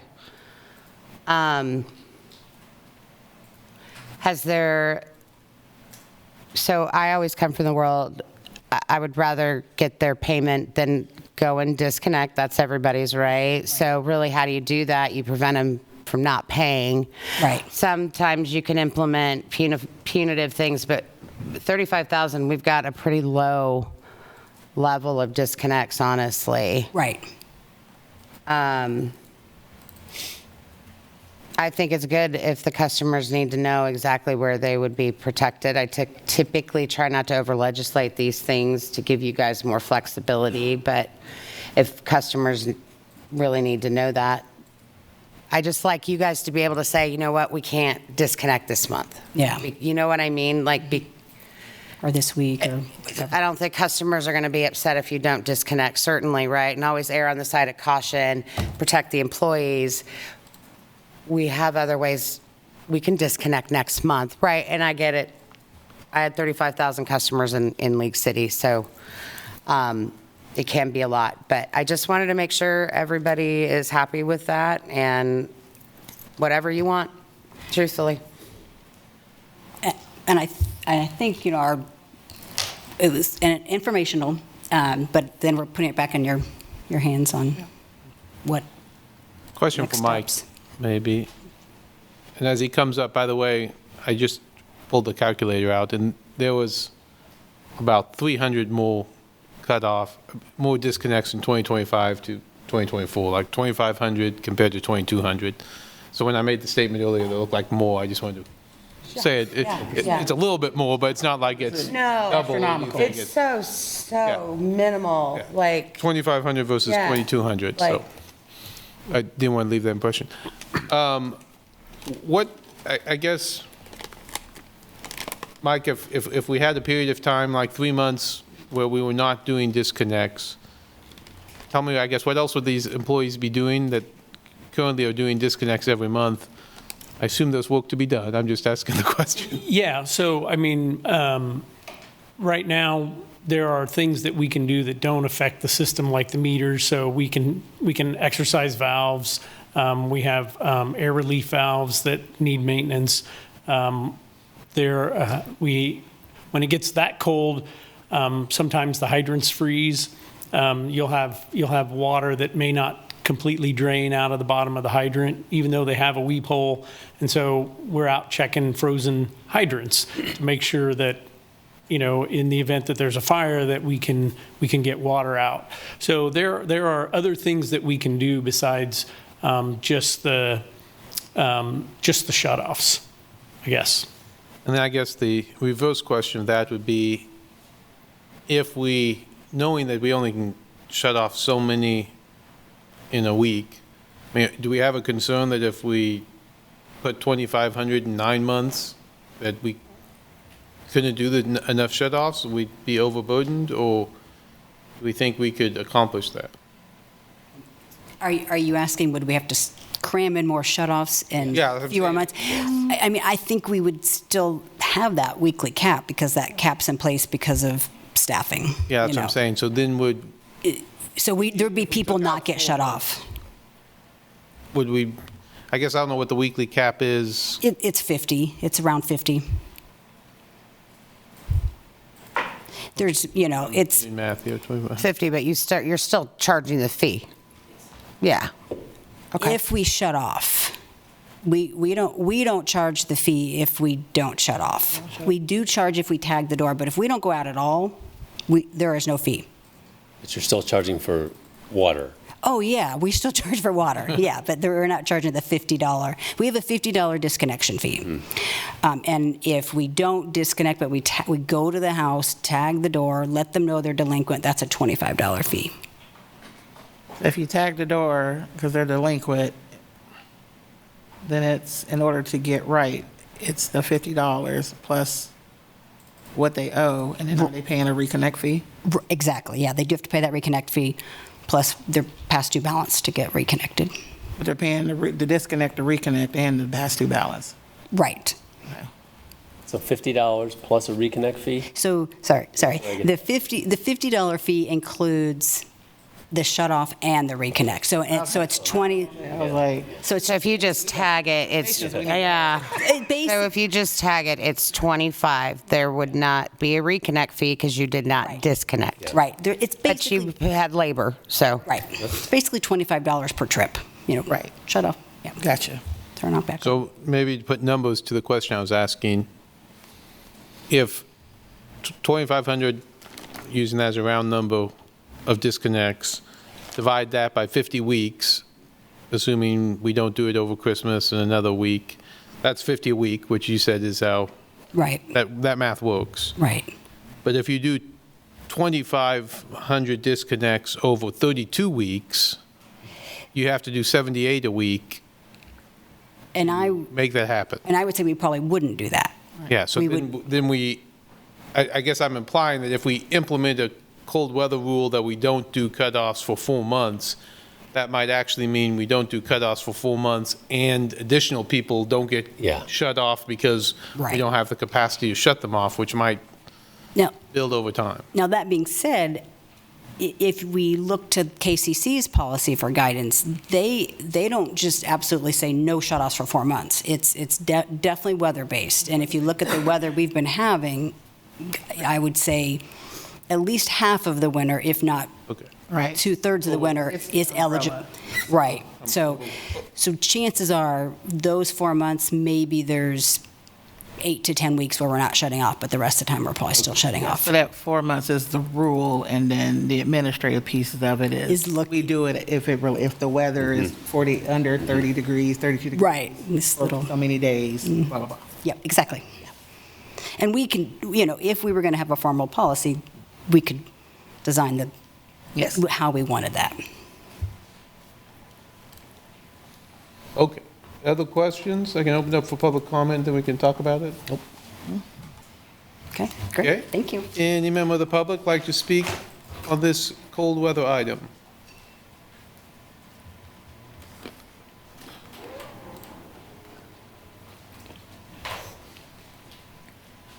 Hi, Dominique. I would like to see what a formal cold weather policy would look like and kind of explore that. When I lived in Phoenix, kind of the opposite we had within the city of Phoenix, you could not shut off electricity if it was over 85, or no, it was higher than that. It was like 95, which would be equivalent to like our 85 in Phoenix. But it was because the local utility provider had killed a bunch of old people because they had turned off their electricity during the summer. And so I do wonder about how many of those disconnections are due to people who are either low income or elderly. And again, it might make it harder for the city to turn off some of the utilities, but I don't think that's necessarily a bad thing as somebody who's maybe had to skirt that occasionally. I think it does give grace for people, and I think it helps people who know, like, especially when we see increases during the summer and during the winter, utilities are going to go up. The gas is going to go up or your electricity is going to go up. Water stays pretty consistent, but it's the only one that the city has authority over, right? But I know during the summer and during the winter that my utilities are going to increase. And so if there was a possibility where it's like, oh crap, okay, it's, you know, negative 10 degrees outside or something, I know my gas is going to be astronomical for the next month. I could then maybe play the system just a hair to get myself back into a position where I could budget, you know? And it's not like, I fear when we talk about this, it's always, there are going to be people who try to game the system. Like, this is just a thing. There's always people who are doing this, no matter what the system is or whatever. But I think it is a kindness. I think it is something that gives people more information, because, like, I wouldn't know that the city has a policy where they don't really shut off the utilities below 30. I didn't know that until today. That's general practice, or like how many shutoffs they do per week, a cap, all that stuff. So I think that information is useful. I think it's helpful just in case somebody is in that position where they actually have to utilize that information, because nobody ever wants to be in that position. And it also might, you know, in the future, as we navigate through climate change and things turn a lot more extreme, it might build a basis for policy where we have, you know, we can't shut off things during other extreme weather events. If we have a drought, God forbid, you know, or something like that, then it's like, okay, it might build a little bit of a basis for us to start thinking in the future about what is it going to look like when we have adverse weather events, and at what point do we want to make policies about those adverse weather events, not just cold water, right? That's just my thoughts. Thank you. Any other comments in the room? How about online? No, Mayor. Okay. Well, this is a work session item, but we could give direction if we want to see something further, or if we're happy the way it is. Commissioner Sellers, have you had any complaints, or you brought this, just out of curiosity, because if you think it's worth doing, I'm all for it. This is out of curiosity. Have you had people ask or anything like that? Yeah, I have a quick question for staff. Are we able to track individuals who are enrolled in LEAP? Oh, and did you say enrolled in LEAP? Yeah. I've been trying to get that data. I do not, it might be available. I have not been able to get access to that. Okay. Because I am curious about that. Okay. So, thank you. That's all I have. So, Commissioner Pulling, to your point, yes. One of the things is that we've had the last I think since the pandemic, out of the pandemic, we've had several, I would call them, increased weather incidences in around the heart of the winter months. And we had some in December this year. Last year, we had a slew from January all the way to March. So knowing that, and knowing that we did not have a solid policy, that was concerning to me, because we know that our other utilities, whether it's Evergy, it's Black Hills, Atmos, all of those have the cold weather rule. They use that. So as a local municipality with local utilities, it would behoove us to not go against the grain and to follow that same best practice. And we see that there are some municipalities that do. They differ a little bit, and to each his own. But I think the idea, to the point of one of our conferees, is that it would be nice to know if those provisions are in place, what are they? And I think it makes sense for us to follow practices of other utilities that have been agreed upon on a state level, and to utilize that so that there is universality. Now, we're not doing all of it to say, but I do believe, like with your gas and electricity, you pay a portion of the past due, and then they tack it on to each monthly piece after that.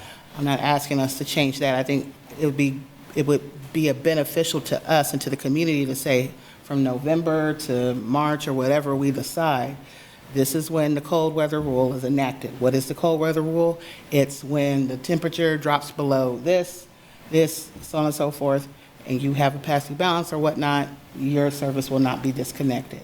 That is clear, that is concise, that puts us in parity and online with what the state is doing, which you hear me say that a lot, but but it makes sense. And it allows for that, I think, for that steady so that we know what's going on, whether it is, we may see a change in disconnections with that if people know. I think it puts a lot of folks at ease to know that I'm not going to be worried about it dipping below 30 degrees and I haven't paid, and I'm close to my service being cut off. That's not going to be cut off because that can make the difference between someone having the money to pay it or not having the money. Thank you. I was just curious. Yeah, I support Commissioner Sellers on this one. Yeah, I'm fine with it. I mean, consistency and continuity, they know what to expect. That's always good. Yeah, I guess I'd say if we have an informal policy, we might as well, at the very least, make it formal public, so people yeah. know. And, again, I'm a little worried about making radical changes. That's why I was running all those numbers, but it doesn't sound like that's where we're at. So just for clarification, I think it sounds like there's general consensus to take what we currently do now and formalize into a policy to bring back for commission consideration?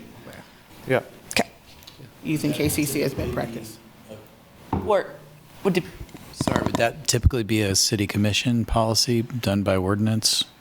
I don't know that it would be done by ordinance, because what we're doing now is administrative. Yeah. I'm not sure you have to bring it back to us. Right. Yeah, that's what I'm. Okay. Tell us on the city manager's report you did. Fun fact, we have a monthly utility billing report that comes to you every month. So we could include that information as part of one of the upcoming packets when it's ready. We have to over-legislate this. Right, so. Fair enough. We'll formalize the policy and just know that it's been implemented based on this conversation. Yeah. I like the idea of that, following those same rules, but embedding our current practices. Fair enough. Okay. Thank you so much. Okay, that brings us to commission items or future agenda items. Anyone? Yeah, the commission items, there was two things I wanted to talk about. So I had a meeting with DLI this week, and there was a person who she opened the new kind of like micro grocery store downtown, and one of the things she asked me, she said, is there a packet for a new business owner to know basically where to reach everybody in the city? And because she had been reaching out to people at the state, and it had come back, and it had taken a little bit longer than she had expected. And so one of the questions I had was, is that something we have? Is that something we could work on to be able to, kind of onboard people for new businesses quicker? Yeah, it's a good idea. We'll work with Susie and the chamber. I'm sure that they have some packets, materials. We won't be redundant, but make sure that there's an easier thing. That's good feedback to receive. We're missing the point. And more generally, it shouldn't take a packet to find out how to talk to the right person at City Hall. So we're working on that too, and kind of excited about where we're headed on those things. Excellent. And then the other thing they brought up, which I thought was an interesting point, is right now DLI is under arts and culture.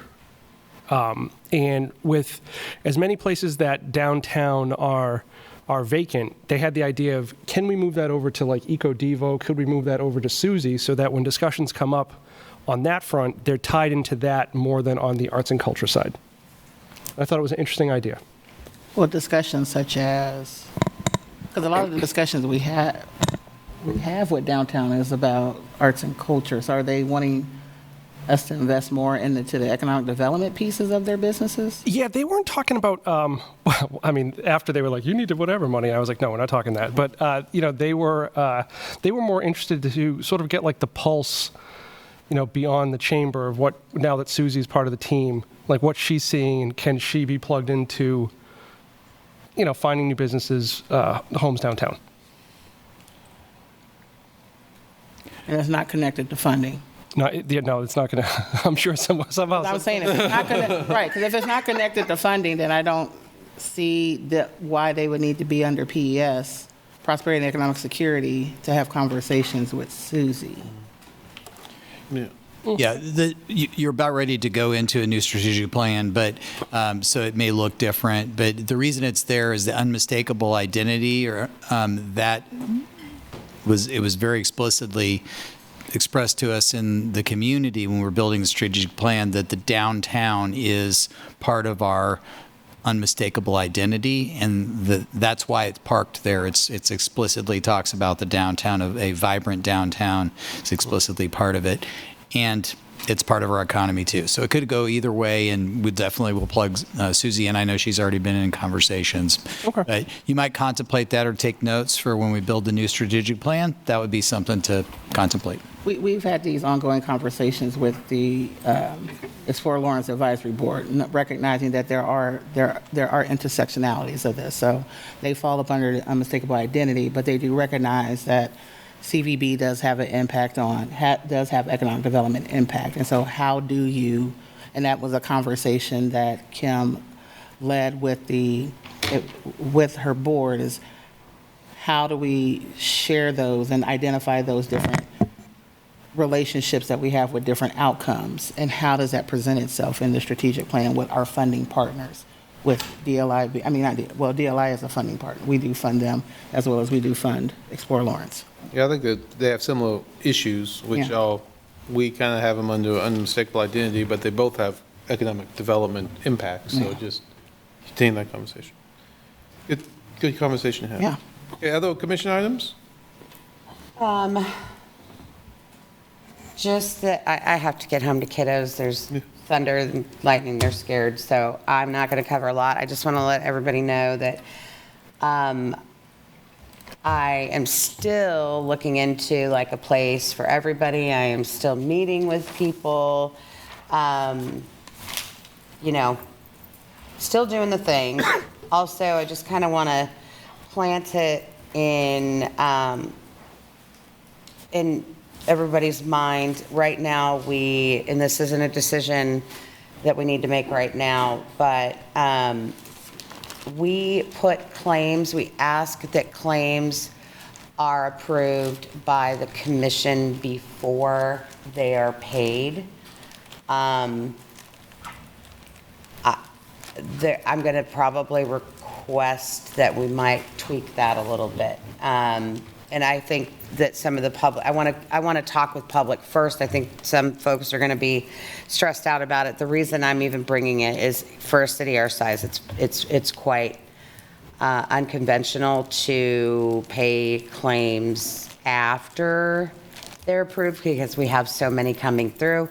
We're not taking advantage of certain discounts that we could be getting, et cetera. So I'm just kind of putting that seed there, and then hopefully anybody that is listening, if they have concerns, by all means start communicating me, and I can explain why I'm going to recommend that, and I'll just leave it at that. Other than that. So just real quick on that, April 14th, we have the procurement policy work session. Is that part of that discussion? I'm going to talk about it. This is really more for, I think, that we're going to have some folks who do pay attention to claims and might be alarmed that I would recommend this. So I'm trying to get out and let them know, let's chat so I can explain it. But yes, my plan is that it's That'll be part of that. Okay. Correct. Thank you. That's okay. That's all I have at this point. Anything on the future agenda then? I think that's part of that. Case, seeing none, city manager's report. Our recurring membership report for Parks, Recreation, and Culture, and ex parte memo. Okay. Any questions on that from the commission? Thanks to Lindsay for all the work, all the different columns for next month. That would be fantastic. I don't want to hold anything up if Commissioner Pauling has to get home. City manager's report is a public hearing item. Anyone want to make public comment on the Parks and Rec report or the ex parte? Seeing none, how about online? No, Mayor. Brings us to the calendar. Commissioner Sellers and I will be gone next week. I think there'll be a short meeting with no agenda items, just consent. That's correct. Okay. You'll be missing several staff members as well. Okay. What? You don't trust us? Mike, if they do something weird, walk out so there's no quorum.